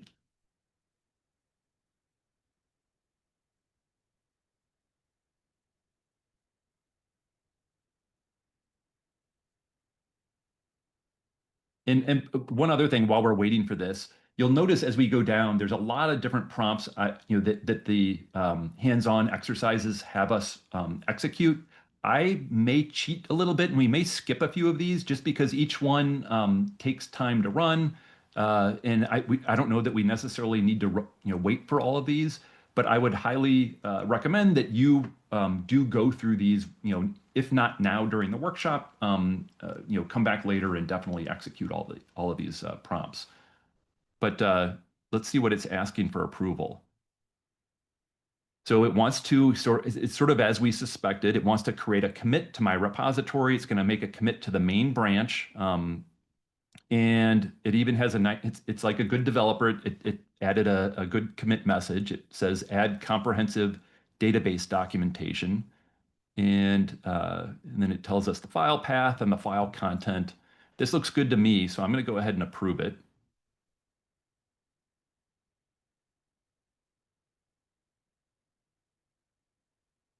And here we are. I've successfully created a comprehensive dbdocs.md file, and then it sort of summarizes what it did. But let's see that it actually did what it said it was supposed to do. I'm going to go back to the sort of the home page or the root of my project, and sure enough, there's a DB docs file here that was created 20 seconds ago. And if we click into it, you can see all the, all the documentation that was generated. So very, very cool. This is super useful because this is an example of obviously of generating documentation automatically, but this also applies to generating code or generating any sort of content that you might want to put in your repository. So that was number one, documentation. So let's look through these and we'll see if we want to, if I don't know that I'll execute all these, but we can definitely talk about them. So the next one is around performance analysis. It says to analyze this Ruby application for potential performance bottlenecks and suggest optimizations. Output the suggestions in chat. So, and by the way, so a minute ago, we asked it to optimize, how can we optimize our CI/CD pipeline? Here, we're asking for more of a, hey, this is more of a holistic thing. Look at the whole application and suggest opportunities for performance improvements. I will say this last little bit about output the suggestions in chat is important because if you don't put that, it's very likely going to ask to start modifying the code and it will try to implement all these performance suggestions. If you don't want it to implement the suggestions and start committing to your repo, you'll want to ask it to output the suggestions in chat. I'm going to skip that one, but you're welcome to run that if you like. So we can also ask it about our testing strategy. So this one says, recommend a comprehensive testing strategy for this application, including unit, integration, and end-to-end tests. So that's another one where it's going to, analyze the application and generate, tests for it. So that's definitely something also worth doing, but I'm going to skip it. Again, each of these takes a few minutes to run. So rather than keep everybody waiting, I'm going to just, we'll talk about some of these and then others will run. The next one is get deployment advice. What would be the best deployment strategy for this Ruby Sinatra application? Include considerations for scaling and monitoring. So that's also valuable. So I guess the point here is look at the variety of things that you can use AI to help you with. You can have it help you with documentation, performance analysis. What's your testing, your best testing strategy? You can get deployment advice. And this last one, maybe I'll actually run this because I think this is probably the coolest one. I'm going to take that prompt. I'm going to paste it in here. And the prompt that we're going to run is, how can I modernize this Ruby application to use current best practices and frameworks? And so this is something that I'm sure everybody on the call has encountered. Everybody every once in a while has to deal with an application that's older or has legacy code. And this is the sort of query you can have AI help you with, or you can have it modernize your application for you. In this case, we'll see. I didn't explicitly tell it to do the to make the changes and show the results in chat. So we'll see. It might suggest to modify the files, but no, it looks like it's just going to tell me in chat, here are the things that I could do. But again, just think how powerful this is and how much work it would be to modernize an application on your own. Now you're able to have AI essentially do the heavy lifting for you. So what it suggests, just glancing over this, here's our current state, what version of Ruby we're using, what database we're using, what CSS framework we're using, and what version. It's a monolithic app. This is not microservices or anything like that. And then here's the recommendations on how to modernize it. Move to a more modern version of Ruby on Rails. Which one did we have? I guess we had version 3. So anyway, we want to move to a more modern version of the Rails framework. We want to modularize Sinatra, and so on. So again, this is super, super powerful. This is really, it is just like having an assistant that you can assign, a sort of a software developer assistant that you can delegate tasks to, and they go off and analyze them and get back to you with an answer. So super cool. All right, so for that, I'm going to move on and we're going to move into the Analyze Vulnerabilities section of the instructions. So let's sort of go through this. So ensure that the most recent pipeline we kicked off is complete. Oh yeah, weren't we waiting for the pipeline to finish? Let's see what happened. And in my case, it looks like it's actually still running. So container scanning, for some reason, is still taking a minute. So we might have to just give this another second. Let me open this up just out of curiosity. It looks like it's running. Hopefully it'll finish here in a second. But while we're waiting on that, I'm going to just sort of read ahead just so we know what we need to do. So we're going to wait for this pipeline to finish. And then what we're going to do is, as we talked about, what's running in this pipeline is, of course, we're building the application, but we're also running a bunch of security scans against the application. And in GitLab, these are all scanners that come with GitLab, and we're going to go look at all the vulnerabilities that were then uncovered by the execution of these particular security scanners. And they will show up over here on the left menu. There's a secure option. It looks like it just finished, so just in time. So over here on the left, you'll see there's a secure menu. Under there, you're going to want to go to the vulnerability report once your pipeline is finished. And in here, you're going to see a comprehensive list of all the vulnerabilities that were found by the scanners we just ran. And you're going to see that the date they were detected. It's going to show on the far right, it'll show which scanner detected that particular vulnerability. In my case, a lot of these were found by container scanning, but if I scroll down further, there's SAST vulnerabilities. These are issues with in the source code. Things like I guess I have an S3 bucket that allows public policy. Not even sure what that means, but I guess I shouldn't be doing that. And again, more container scanning, and you can look through this. And then we have a filter bar up here that lets you sort of slice and dice all these vulnerabilities in a variety of ways. And what they want us to do in the instructions is to filter this vulnerability report using the criteria shown here. So the filter bar is a little, if you've not used it before, you might want to pay close attention just so you understand how it works. What I'm going to do is hit this X on the right that clears it out first. So now I have no filters in place. And then they want us to search for all vulnerabilities where the status is all statuses. So to do that, I'm going to click back in the filter bar. I'm going to click on status, and then I'm going to make sure it says all statuses, or that I'm going to make sure that all statuses is checked. So click that. Once you see that all statuses is checked, click outside of the status box. So I'm just going to click up here, and you can see now that we're filtering down to where status is all statuses. Then if we look back to the left, we want to also find where activity is still detected. So I'm going to come back over here, activity, still detected. I'm going to click outside the activity selection box, and now it's filtering on that. And then last but not least, we're going to filter where scanner equals GitLab Advanced SAST. So scanner, GitLab Advanced SAST. So we're filtering this down. We just want to see the vulnerabilities from one of the scanners, the Advanced SAST scanner.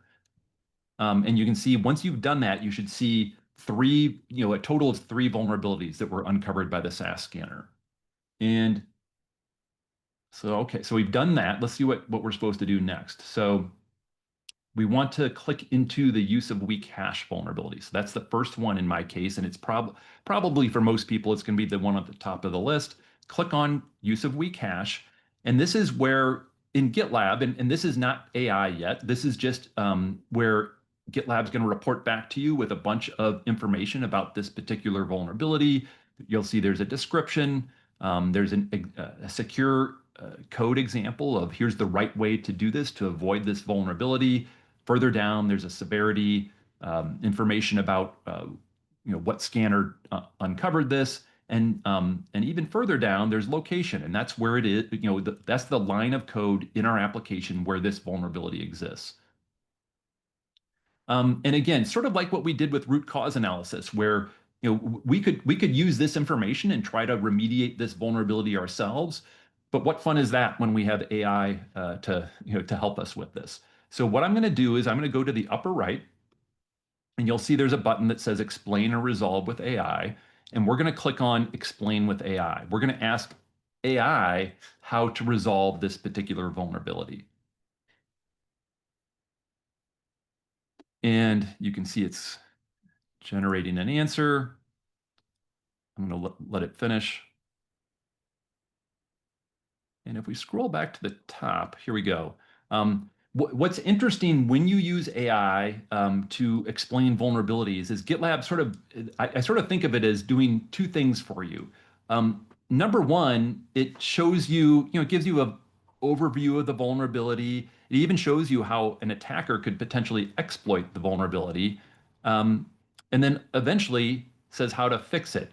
But the idea here is the first thing it's doing for you as an engineer or as a developer is it's educating you on what you need to know about this vulnerability, essentially, so that you don't cause this to happen again in the future. It does that. It tries to educate you on this type of vulnerability so you don't cause it again. But it also then shows you specific fixes that you can use to fix this particular instance of the vulnerability. And in this case, we have three, it gave us three different options. And by the way, so just it looks like what this vulnerability is that we're using a weak hashing algorithm. It's called SHA-1. This is outdated, and we basically need to move to a new, modern, better, more secure hashing algorithm. And there's multiple choices. We could do SHA-256, SHA-512, or SHA-3. So there's really no wrong answer, but any of those would be an improvement over what we're doing right now. So that's explain this vulnerability. And if we wanted to, we could then go into the editor and we could implement one of the fixes suggested here. But instead, I'm going to close Duo Chat, and we're going to talk about the other AI feature that's available to us when remediating vulnerabilities. And that's also under the same button, explain or resolve with AI. And this time we're going to click resolve with AI. And so just before I do that, just to sort of, here's the way I think of this. So explain with AI tells you about the vulnerability and shows you what you need to do to remediate it. Meanwhile, resolve with AI sort of takes things up another notch, and it actually writes the code and makes remediates the vulnerability for you. So explain sort of just tells you what to do, and then resolve with AI actually just does it for you. I should say it doesn't, it's not going to modify your production code or anything like that. What it's going to do is create a merge request for me and put a fix for this vulnerability onto a feature, onto a separate branch. And so if you look here, here's my merge request that the resolve with AI feature generated. It emphasizes that this is an AI generated fix, and it does that because, as is with all things AI, it's very important that a human be in the loop and a human review this before merging it. So, but you can see AI gives us a very extensive description. And then it says what it did. Gives it a lot more detail in here than I would have done if I had done this myself. And if we go to the changes part of the merge request, you'll see the actual code changes that were made. And essentially, it's a very simple code change. It's moved us from a SHA-1 hash to a SHA-256 hash, and that's all that we needed to do to fix this particular vulnerability. And the idea would be here if I reviewed this, if I'm the human reviewing this, if I looked it over and it looked good, I could accept this merge request and have it merged in. Or if I wanted to, I could make further changes to this feature branch and adjust the code that was generated by AI. For today, I'm not going to bother merging this, but it does look good, and if I had wanted to, I could potentially merge this in. All right, so I think that takes us through, going back to the instructions, I think that takes us through this resolve with AI section. And I'm going to move down a bit, and we're going to move into this security analysis exercise. So now we're going to see what agentic AI can do from a security perspective. So the first thing it wants us to do is do a vulnerability assessment, ask for a broader security analysis. So I'm going to copy this prompt, open Duo Chat. By the way, just, again, and I'll keep saying this, make sure agentic mode is turned on. It sometimes gets turned off when other features are executed. But once you have agentic mode turned on, paste in this prompt, and we're going to essentially have the agentic AI analyze our app and we're essentially going to have the AI do a security scan of our application for us. And again, the idea here is just to show you the types of tasks you can use AI for. It's there's a lot of different things you can do, things that might not be super obvious at first. But you can see here, it's what's interesting here. It's looked at the vulnerabilities that were already found by the security scanners. And that's what's interesting about using this agentic code or these agentic agents with GitLab is that they have access to all the data that lives in GitLab. Again, they're not just looking at the code, they have access to anything going on within your GitLab environment. And you'll see here, so what did it come back with? It said, hey, you have a SQL injection vulnerability that you might want to do something about. We also have an input validation issue, insecure dependencies, database security problems. There's a lot of security issues. So, but again, if we had wanted to, we could even tell AI to go ahead and try to fix some of these for us. That would definitely be an option. In fact, let's see what it wants us to do next. So if we look at item 2 here on the left, it says, based on the response from Duo, ask it to fix one of the critical vulnerabilities. Avoid having it fix the authorization bypass issue. So I'm going to go down, let's see, what do we want to have it fix? So input valid, I guess we could have it fix this input validation issue. So I'll say, I like to be very polite when I'm talking to the AI. So I'll ask, please, please fix, what was it, issue number 2 up here? Please fix 2. And put it into a merge request. Let's see if that works. And so the idea here is you can ask it what vulnerabilities, what security issues exist in my application, and then you can even take it a step further and ask it to go ahead and fix them.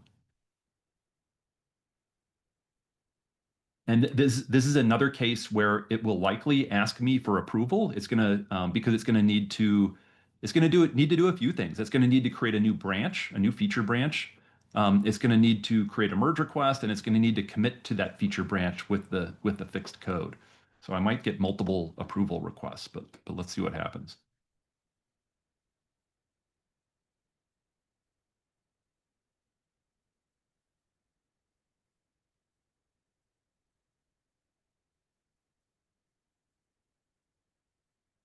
And while we're waiting on this, we'll talk about number 3 because I don't think I'm going to run this one again. Just in oh wait, here we have an approval request. So first thing it's going to do is I did ask it to to put the changes into a merge request. So it's asking for approval to create the merge request. I'll approve that. And so it's creating a merge request. All right, so I guess it was just the one approval, but it looks like it created merge request number 2, and the title of it is Fix Input Validation Security Vulnerabilities. And it's nice enough that it actually, how polite of it, it actually created a link to the merge request. So I can just click this, I think. And here is the merge request that fixes the security issue that we asked it to remediate. And then, as always, it gave a very extensive overview or description of what it's doing. And then I can go to the Changes tab, and you can see here is the code that was modified. And again, I'm not going to really dive into this in too much detail, but you would definitely want to review this before merging it. But hopefully this remediates that particular issue. So item number 3, compliance. So this is something else you can use AI for. You can ask it.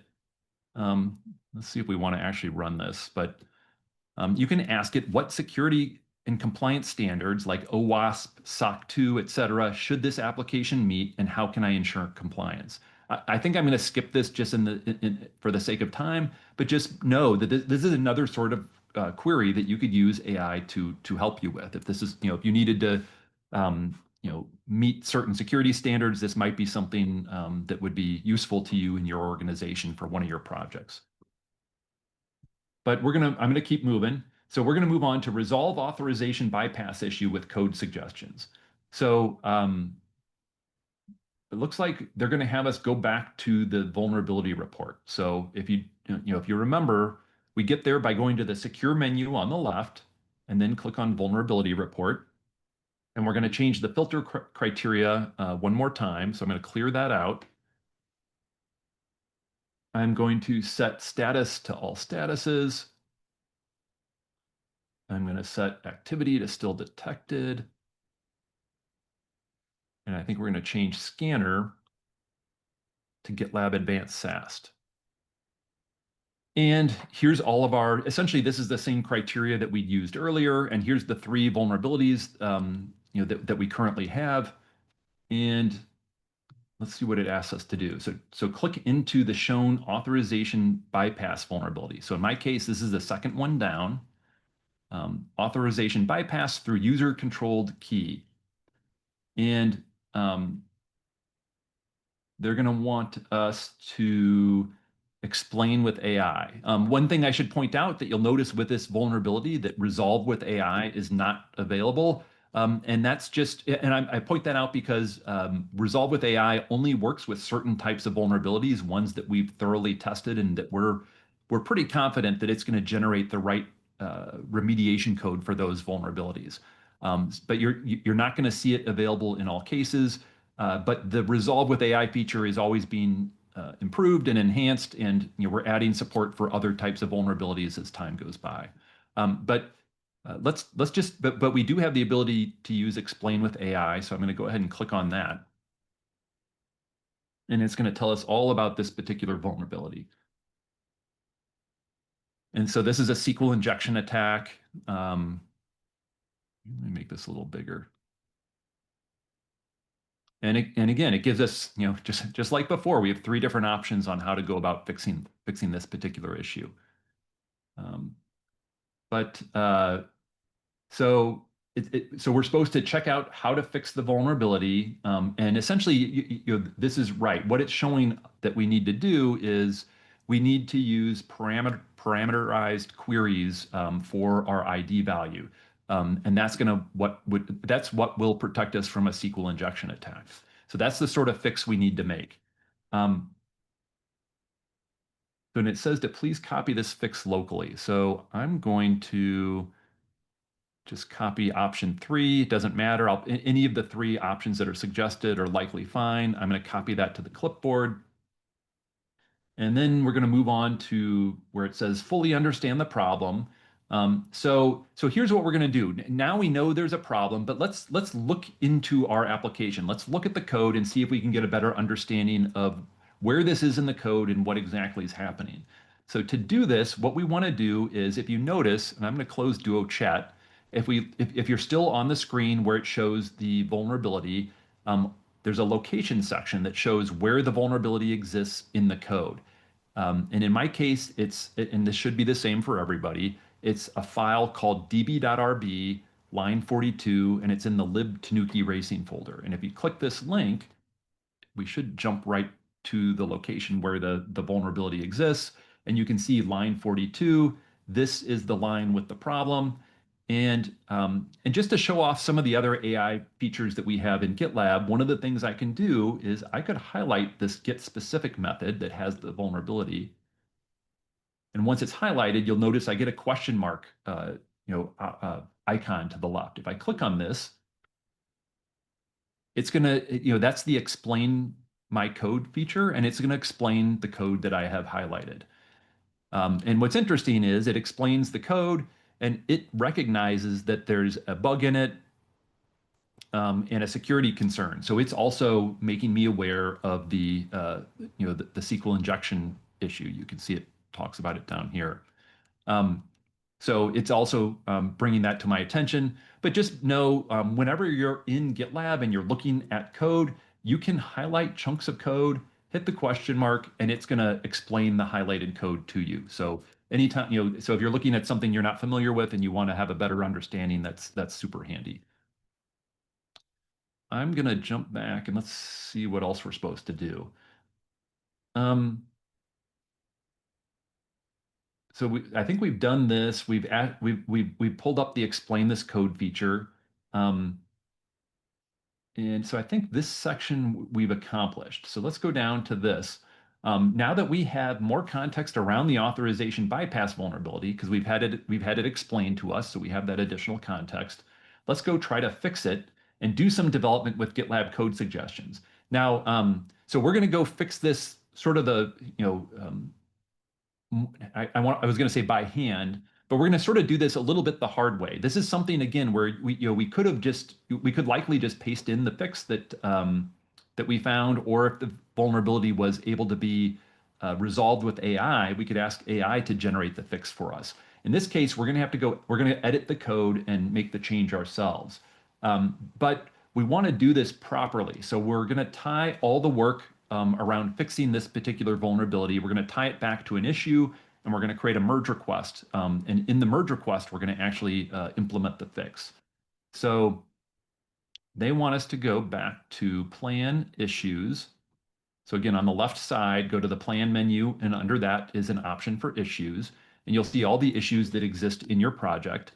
And you should see, and for most people, it's probably issue number 2.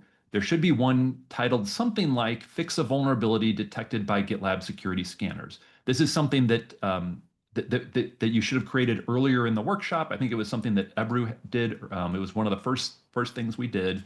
And if you click into it, let me make this bigger.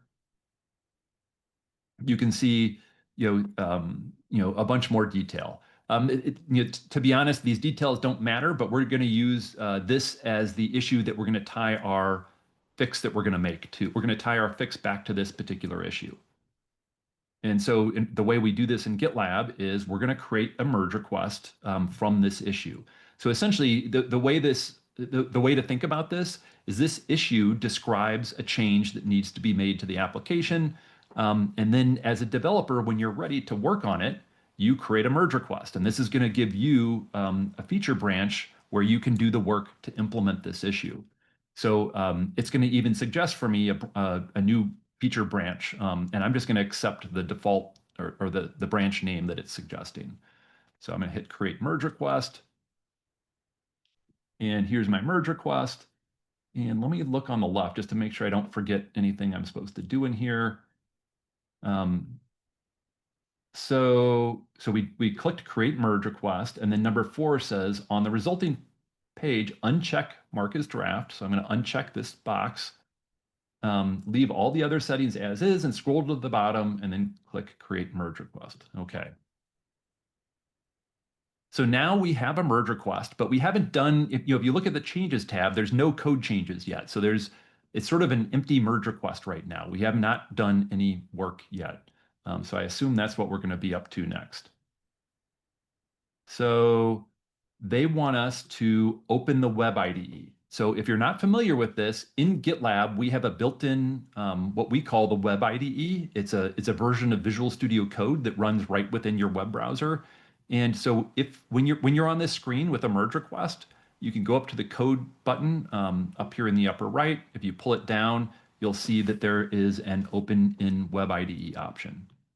I'm going to go ahead and pull that up.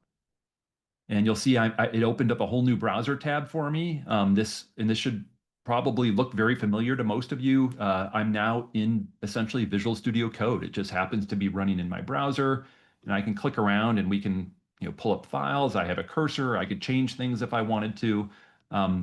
But let me go back here. I'm actually let me do this. Give me a second. I'm gonna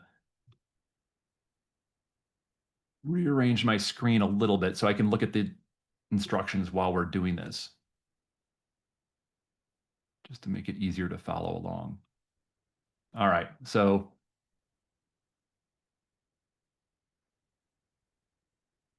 where's the little, there we go. I couldn't get the little handle to change the width of the screen. So again, on the left, I have my instructions. On the right, I now have my web IDE or Visual Studio Code window. And I'm going to scroll down here. Oh, I got to read more. Scroll all the way down to where we were in here. And I think we down here. Oh, here we are. All right, so we've opened the web IDE.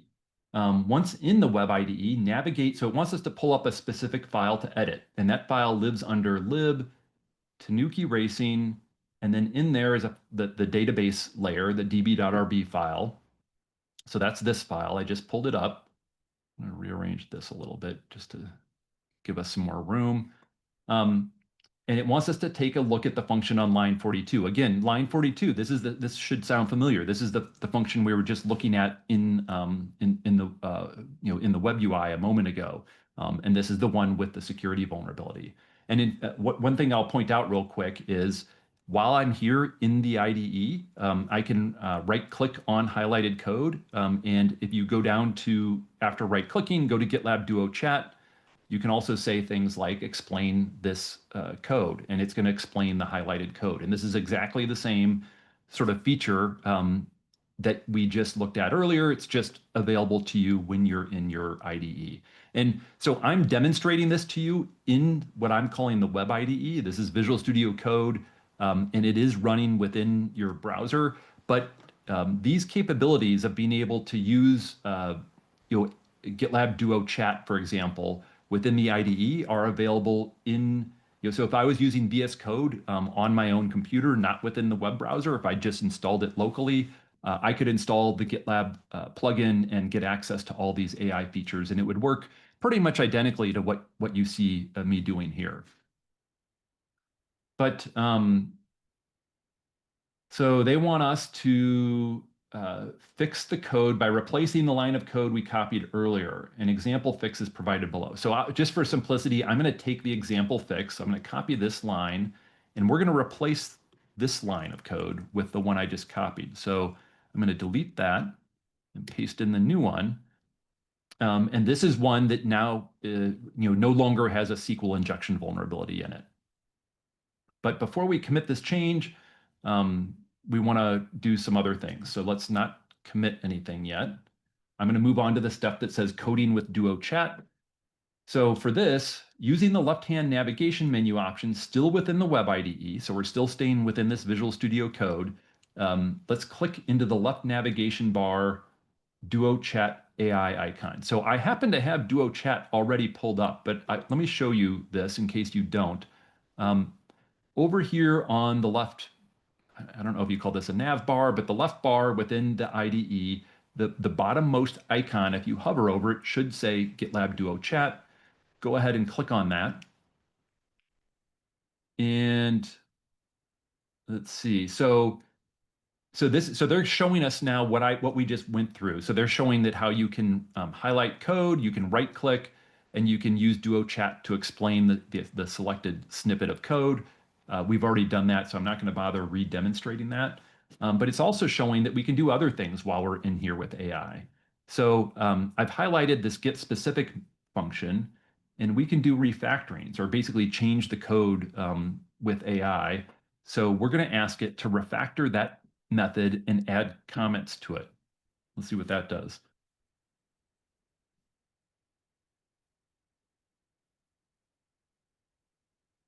And so what's nice about this is I asked it to do this within Duo Chat. So it doesn't change my actual file right away. It just says, here's its suggested change. And what's neat about this is I can click this insert at cursor button if I want to use the code that it's suggesting to me.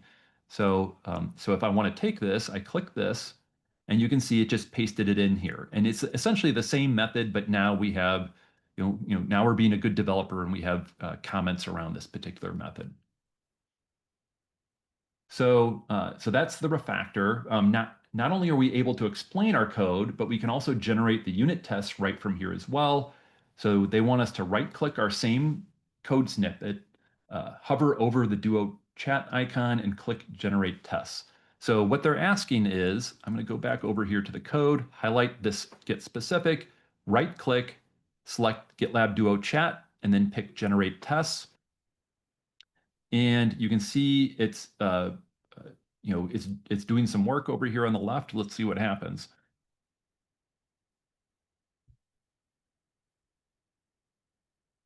So essentially, it should be generating unit tests to test that get specific function that we have highlighted.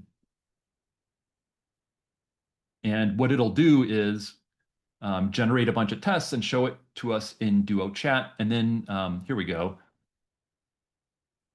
So looking at the selected code, I'll write comprehensive tests for the get specific method. How helpful of it. This method retrieves the first leaderboard entry for a specific player. But anyway, so you can see here, it has generated, it's showing us code here for, that consists of a bunch of unit tests that we could use to test this get specific method. I'm not going to do anything with these tests right now, but just wanted to demonstrate that this is something that you could do. If I was really going to, use these tests, I'd probably go paste these into I probably wouldn't put these in this file. I'd go create a separate file for my tests and paste all this code in. Let's move on to section 4. We're now going to add a new method. So we've fixed this get specific method. We've added comments to it, but we realize what we want to do is add the ability to delete from the leaderboard. We don't have the ability to do that right now. So what I'm going to do is I'm going to take this prompt and I'm going to use a feature that you can invoke from within your editor. And I'm going to just create a blank line, paste this in. And this is what I've done here is I've created a comment. So this is just a comment in my Ruby code. So it just starts with a pound sign. But you can, but this works with any programming language where you start with whatever the character is for comments within your given programming language. You can then, after the comment, give code generation instructions that the AI will execute for you. And in this case, I've asked it to write a delete leader function using active record. And you can see it's suggesting to me an implementation of this delete method. And if I hit the tab key, that's how I accept it. It's now added that to my code. And now I have a delete leader function. In fact, I don't need that comment anymore, so I'm going to delete it. But this is just showing that if you want to generate code, you can just put a comment in there, give it some instructions, and it'll generate code according to your instructions. Now we're going to, this is great. We have the ability to delete a leader within our database layer, but let's hook this up with the business layer. So what we want to do is I'm going to switch over to a different file. So we've been working in db.rb. Let's move over to app.rb. And we're going to have another method generated for us in here. So I'm going to scroll to the bottom. It doesn't really matter where you do this, but I was going to put it right under the get about method. And then I'm going to paste in the prompt from the instructions. And it says, write a delete route that calls the delete leader function from Tanuki Racing DB. And it's now generated us a route. So this is something that can be called from your web browser to delete a leader. I will say I happen to notice, I think this is wrong. It's passing into delete leader. It's passing in like player, time, map, date. And I think over here, it only takes an ID. It doesn't take all those additional parameters. So, just another point, just something else to keep in mind, that AI doesn't always generate the right code. I wonder if, let's just for fun. So I'm kind of off script here. We'll see if this works, but I'm going to right click on that code and I'm going to ask it to fix it for me. That's another feature of Duo that you can use when you're in the IDE. You can highlight code and ask it to fix it. Essentially, when you ask it to fix code, you're asking it to analyze the code and notify you if there's any issues in it or any bugs in it. And if there are, then show me what I need to do to fix them. And yeah, and it's pointing out the same thing I was just talking about. The variables player, time, map, and date are not defined in the route. They need to be extracted from the request.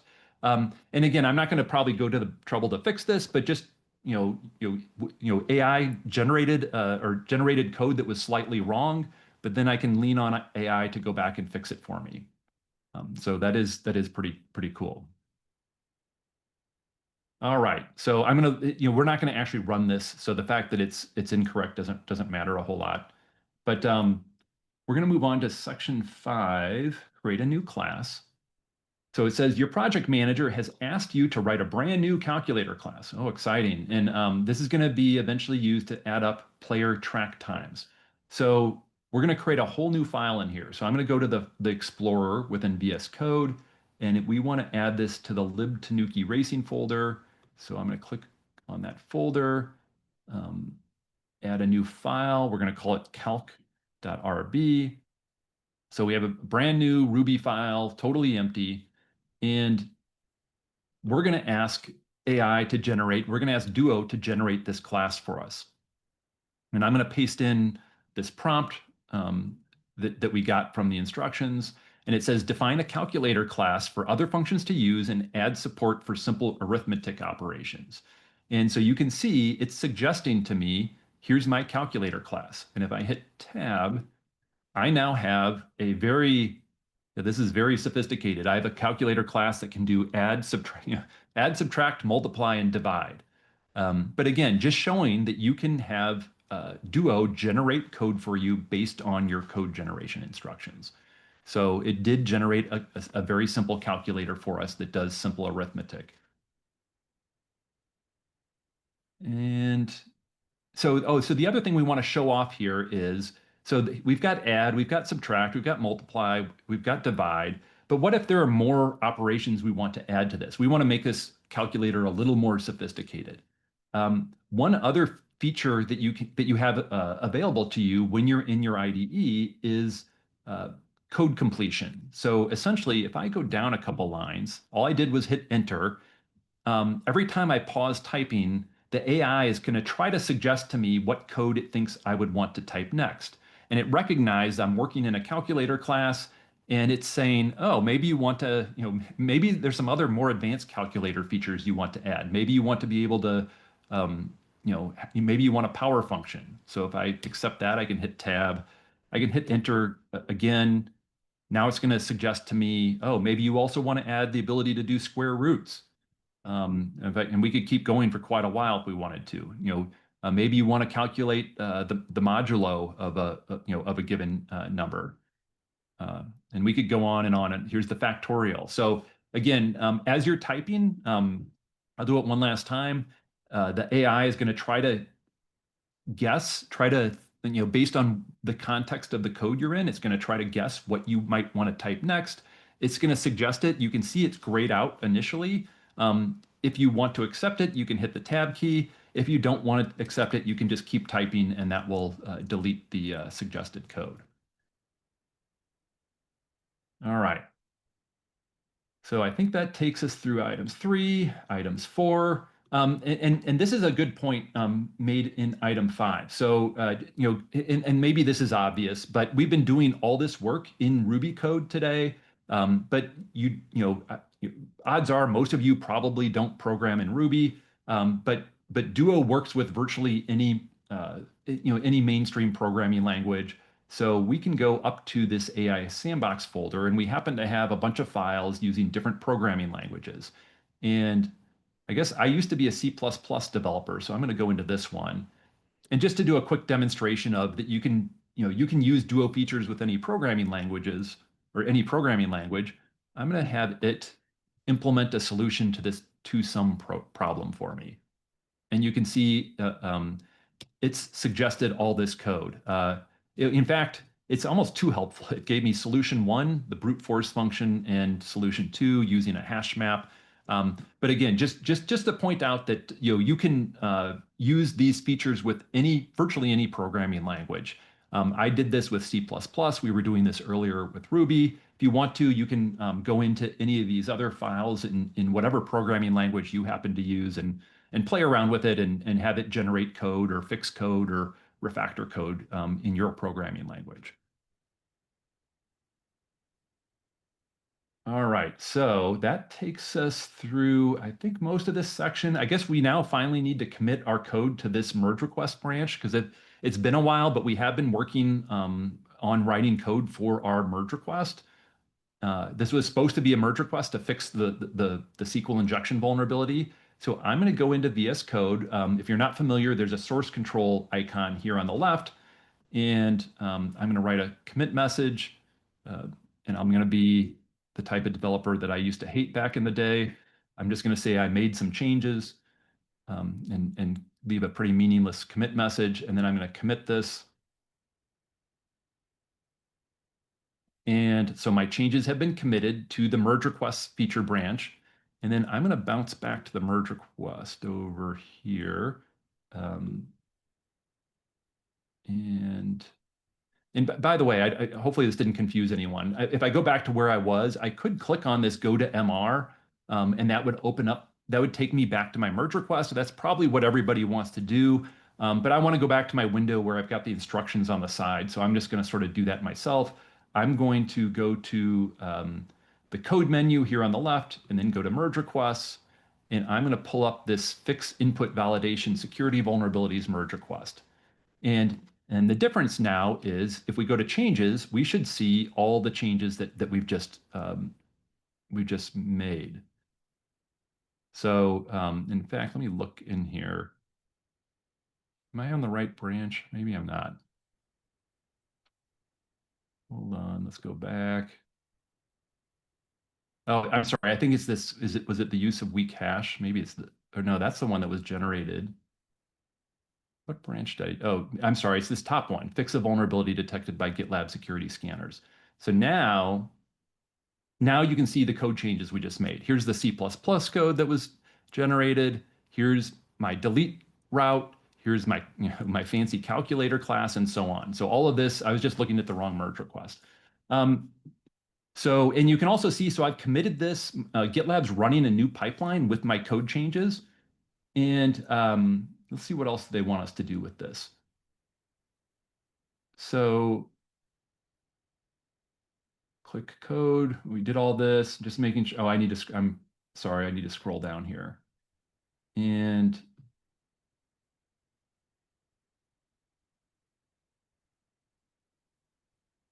I think we were up here. So we did the calculator class. We did all this. Yeah, so I think this is where we were. We went to the merge request. And then, so we're really at item 6, review the changes. So again, we're in the merge request. We can go look at the changes here. But if you go back to the overview, you'll notice there's no description here. There's no description of what changes exist in this merge request. So we're going to have AI help us sort of flesh out this merge request with a more expansive description. And I'm going to do that by clicking Edit. That's going to open up the edit screen for the MR. And I'm going to click this button that says summarize code changes. And this is essentially asking AI to look at all the code changes that were made and then sort of explain them or describe them in English. And the idea here is that for reviewers of this merge request, people who didn't write the code, this gives them a sort of a high level understanding of what's going on in this particular merge request. So you can see here it generated a bunch of information. I'm not going to go through it quite yet. Then we're supposed to hit save changes. So I'm going to scroll to the bottom and I'm going to save those changes. And now you see, here it's talking about the stuff that we just did. And it's kind of a disjointed merge request. We have the toSum algorithm that was implemented for us in C++. We have a calculator class. And then we have some, the other, security issues we fixed. But it was nice. It wrote all this up for us automatically. We didn't have to write this ourselves. So the other thing we want to show, and this is something that I'm really, this is one of my favorite Duo features right now, is you can also, well, let me step back. So I'm sure everybody does code review, or most of you probably do code review. You have colleagues look at the code that you've written and give feedback on it, maybe approve it if it looks good before you merge the code into, let's say, your production branch. Well, with Duo, we have the ability now to allow AI to do some of that reviewing for you. So you can see if I go here on the left, in fact, I guess I should do it the way the instructions say. There's a couple ways to do this, and I'm gonna use uh, a quick action to assign AI as a reviewer to this merge request. So what I'll do is I'm going to go all the way down to this comment box at the bottom, and I'm going to paste in this text that I just copied from the instructions, and I'm going to assign GitLab Duo as a reviewer to this MR. And this is, by the way, this is the exact same syntax I'd use if I wanted to assign a colleague to review my MR. The only difference is I'm assigning GitLab Duo as the reviewer. So if I comment that, you'll see, one of the things that distinguishes an AI reviewer from a human reviewer is AI doesn't waste any time. They start reviewing your code more or less immediately. So in fact, if we wait here for a second, we can see, the results of its review. In fact, it looks like it's done. So you can see here, GitLab Duo has reviewed our changes. It says, I reviewed this merge request and left several recommendations, blah, blah, blah. If you scroll down, there's more detailed review comments about, related to different parts of the code.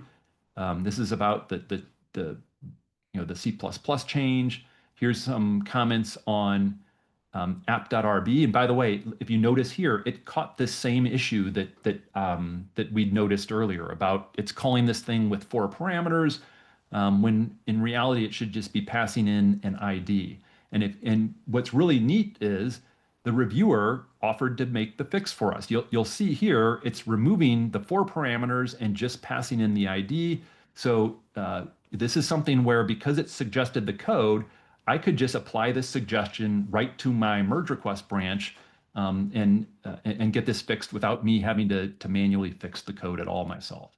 So super handy. But you'll notice again, if I keep scrolling down, GitLab Duo has done a very thorough review. It's going to catch code quality issues. It's going to catch security issues. It's going to catch bugs, all the same things that a human reviewer might notice if they were looking this over.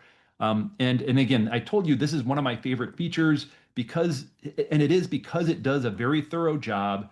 And maybe I shouldn't say this, but I hated having to review other people's code. That was one of the least favorite parts of my job as a software developer.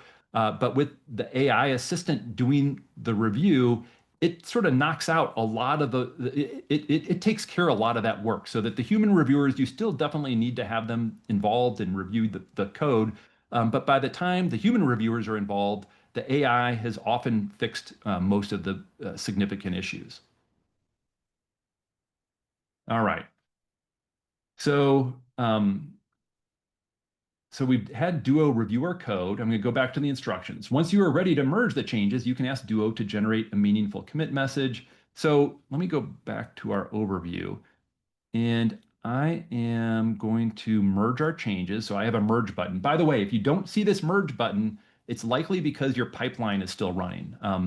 The way GitLab works is you have to have your pipeline complete successfully before you're able to merge. I was doing this earlier, and the merge button wasn't active, and it was because my pipeline hadn't completed. Or if your pipeline fails, for that matter, you might not be able to merge. And that's a good thing. You don't want to be merging in code that broke the build. So, so let me see exactly what we're doing here. So under ready to merge, tick the edit commit message. So I'm going to tick this, and so you can see here there is some suggested information I can put into my commit message, or I can lean on AI to generate a better commit message for me. And this is also something that I really wish I had back in the day, because boy, it would have been nice to have AI generate these very, very well written commit messages. And there's very little work you need to do as a developer to make this happen. But you can see it's now created a concise commit message for me. So we've done 3, or wait, I'm sorry, we've done number 1, and then it says, oh, and I need to click merge. And now, so it's merging my changes into the I forget if it's the main or master branch, but essentially it's merging my changes into the production branch. And this is now going to kick off another pipeline that's going to run against the production. It looks like it's going to run against the main branch. And it says after a few minutes, no, we've already gone through the review comments. But anyway, so I think we've been through all the steps here. Let's go on to the this next exercise. So we want to explore GitLab Duo's capabilities, chat's capabilities as a merge request management agent.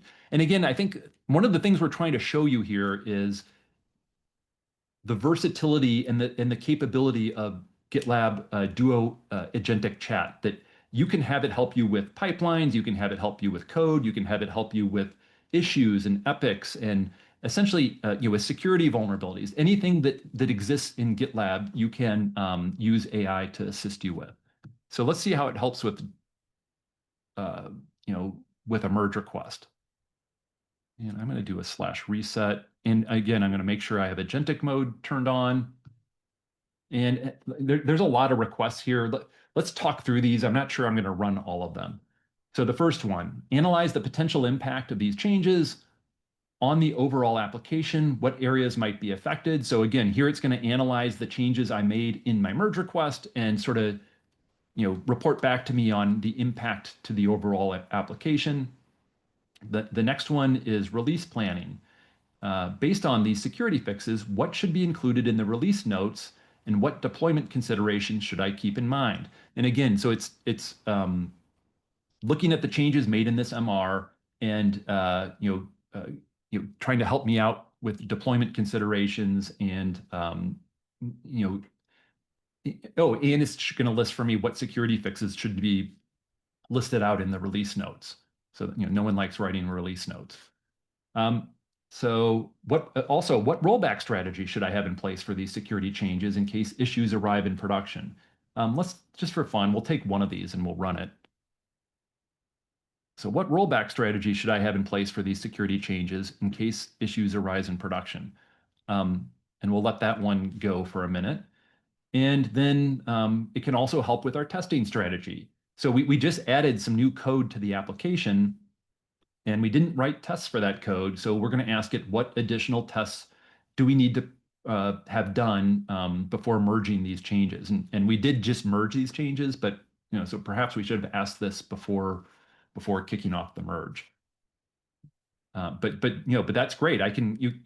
You can have it tell you what tests you need to add before you do the merge, and then you can just incorporate those prior to merging the code. Let's see what it says about a rollback strategy. So it talks about I can use Git to roll back to a prior commit. I can do a branch rollback. There's all sorts of information here about how I could handle a rollback strategy, or how I could do a rollback strategy if there was a production issue. So again, all these are just showing you different ways you can use AI with merge requests. So then after merging, use Duo Chat for ongoing monitoring guidance. You could ask it, what metrics and monitoring should I implement to ensure these security fixes are working correctly in production? And I don't know that I'm going to execute this, but again, these are just to sort of get you thinking about the ways that AI could potentially be used. I highly recommend give these a try. You'll have this environment for another 10 days or so you could come back and play with this at any point. But also, I can ask it about performance monitoring. How should I monitor the performance impact of these database query changes?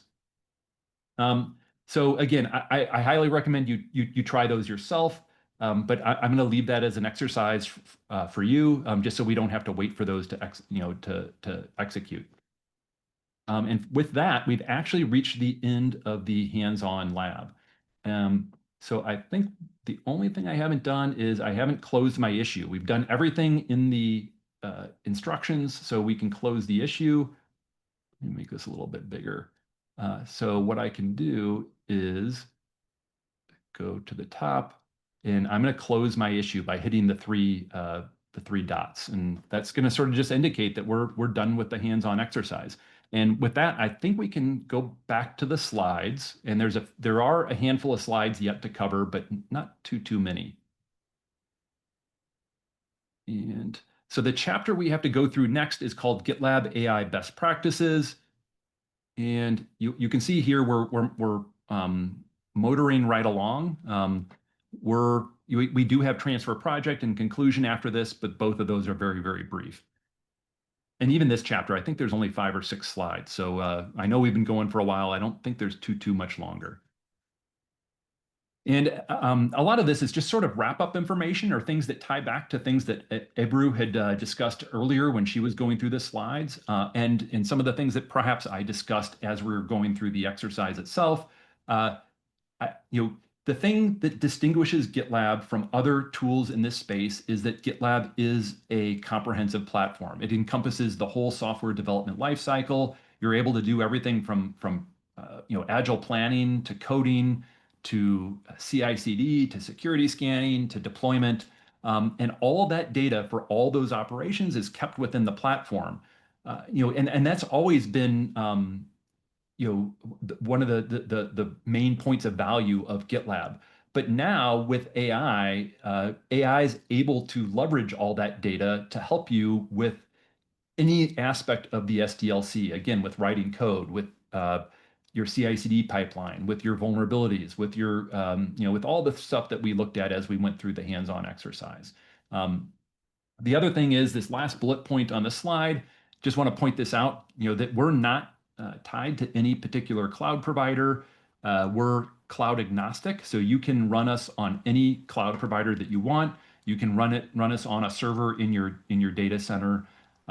We're very transparent, and we're built, in the open. You can go to GitLab.com. You can go look up, the code that's used for running GitLab. In fact, you can contribute to GitLab yourselves if you want to. So there's full transparency on how GitLab is built. You're able to even participate in the building of it. And also, if you Google, we have our product roadmap online. So if you want to see where we're going, what features are coming, all of that, again, that's all part of our transparency. We try to keep all of that information out in public for folks to look at. You know exactly where we're going. And I think Ebru had talked about this earlier, but one of the things that we have for AI I think this is also fairly unique, is a dashboard called AI Impact Analytics. If you look at the dashboard there on the right, the idea here is that we're capturing metrics around the usage of Duo, around the usage of AI within GitLab. And as an organization, you're able to see, of the folks in your organization who have access to AI, how many of them have actually used it in the last 30 days. So you can see if people are actually consuming AI features or not. This number over here on the left shows how many, that in this particular example, 63.5% of the people that have access to Duo have used it in the last 30 days. And then there's some more granular metrics, like code suggestions, the ability to generate code and have code suggested to you in the IDE. How many people have used that in the last 30 days? And in this case, it was 51.3%. And so there's a variety of metrics, but I think the most interesting metrics are perhaps the ones down here at the bottom, where these are metrics.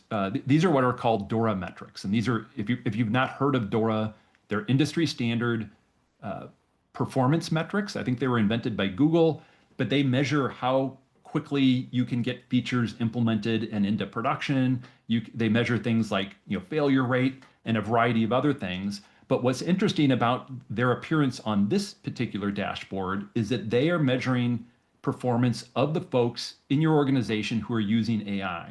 So the idea here is you can use this to sort of get an idea of is AI improving developer performance in our organization. So that's that's something that's pretty unique and super valuable. You can compare how are the people using AI to the people who don't have access to it, and see if it's increased performance. Back to transparency for a second. So I know when it comes to AI, There's a lot of concerns, and rightfully so, about what happens to our data? Where does our data go when we use these AI features? How long is our data retained? Is our data used to train the models? All this sort of stuff. Well, I had just talked a couple slides ago about how GitLab, one of our core values is transparency, and that's true here as well. We have a website. It's called the GitLab AI Transparency Center. You can Google it, and it answers all these questions that you might have around the use of AI and security and privacy. All right, and I think this might be the last slide in this chapter. And this is a good one. If you're not aware, so GitLab Duo that we've been talking about today is available in various tiers. There's Duo Core, Duo Professional, and Duo Enterprise. Now, each one layers on more features. So Duo Enterprise gives you access to all the Duo features, and the other tiers have fewer features available. Duo Professional and Enterprise are extra cost licenses. However, Duo Core comes now with every GitLab license. So whether you're a GitLab Premium customer or Ultimate customer, you get access out of the box with no additional fees. You'll get access to what we call Duo Core, which is all the Duo features that we looked at a minute ago in the IDE. So in the IDE, you'll be able to explain code, to generate code, to generate tests, to refactor code.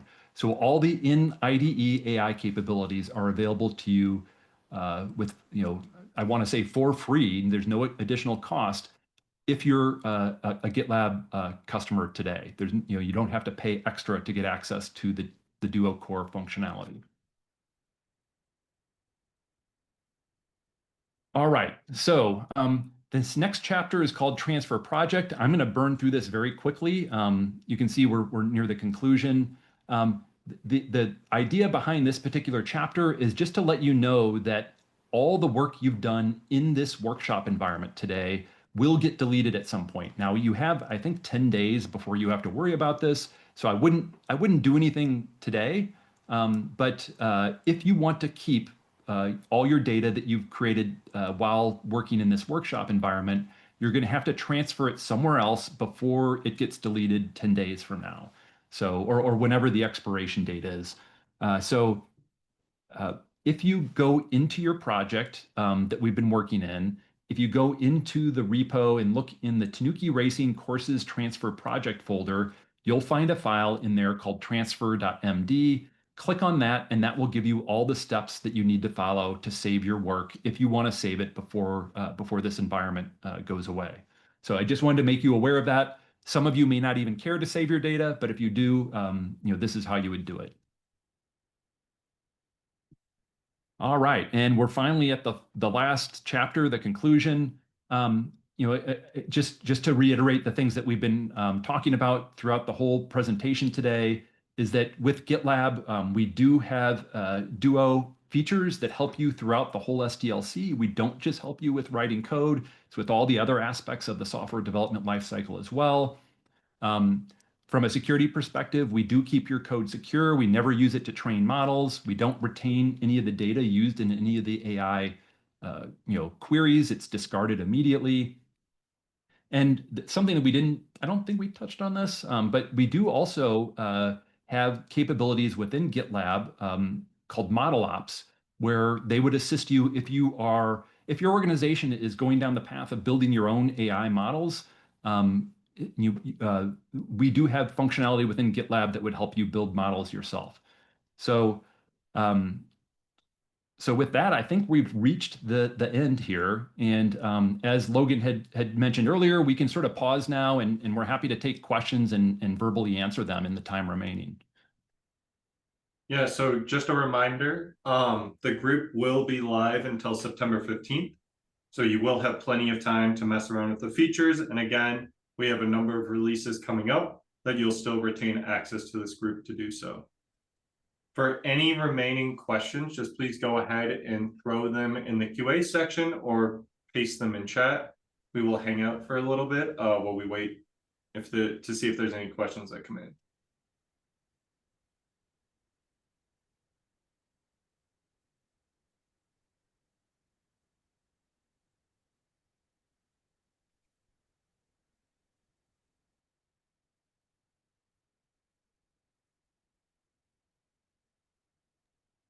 So we have one question. Does GitLab Duo Core come enabled with GitLab Premium subscriptions in version 17?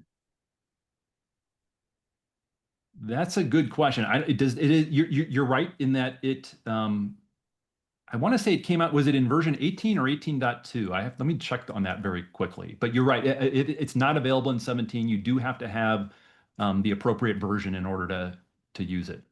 And I'll check on that real quick.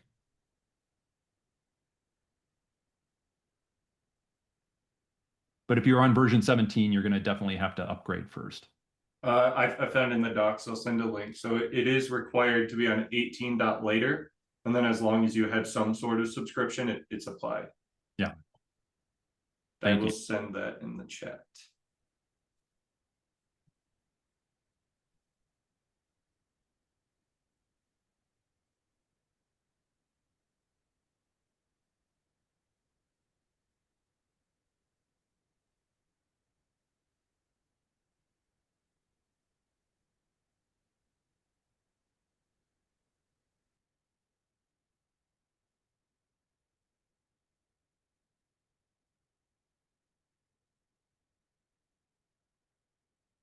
So we have another question. Does Duo AI review and learn the code in source code matching business logic?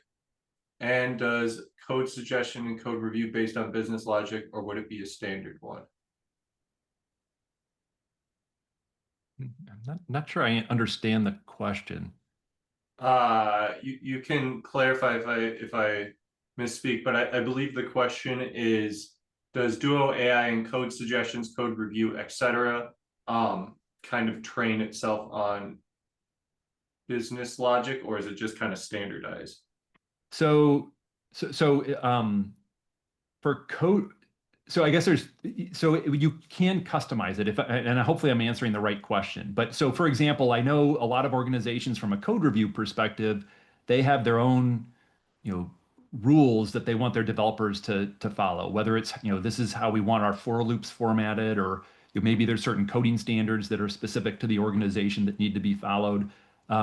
So code review, the AI code review functionality that comes with Duo does out of the box, it follows what I would call general best practices, but you can tailor it. There is capabilities in there where you can add your own your organization's own coding guidelines to say, hey, when reviewing a TypeScript file, there's specific things that we want you to enforce. So you can, and again, hopefully this is the question, but you are able to tailor that if you want to.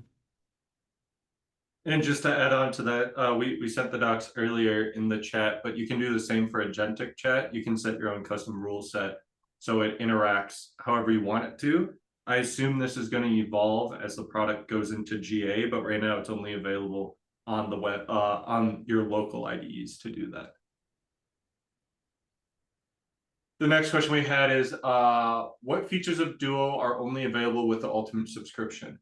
So I found the docs. I'll go ahead and link it in the chat as well. But from there, you'll see what we provide for each tier, including even GitLab Duo with Amazon Q. I will say a lot of the agentic stuff is kind of up in the air just because that's not in GA yet. It's still an experimental feature that for now we're letting everyone test out. Yeah, it's sort of the bad news is, I guess, is some of those features are still beta, but the good news is while they're beta, they're free to access. So everybody can play with them for the moment. And then I don't see any other questions, so we'll go ahead and wait a few seconds again before we close out to see if any others pop in.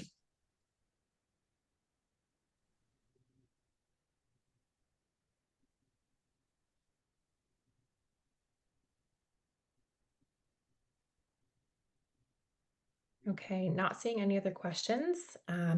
So I just want to thank everyone for spending some time with us today. As mentioned throughout, a recording will be sent out via email in just a few days. And our next workshop is coming up. It will be a CI hands-on workshop on October 1st at 9 a.m. Pacific time. So hopefully we'll see you guys there, and thank you so much for joining. Thank you, everyone. Yeah, thanks.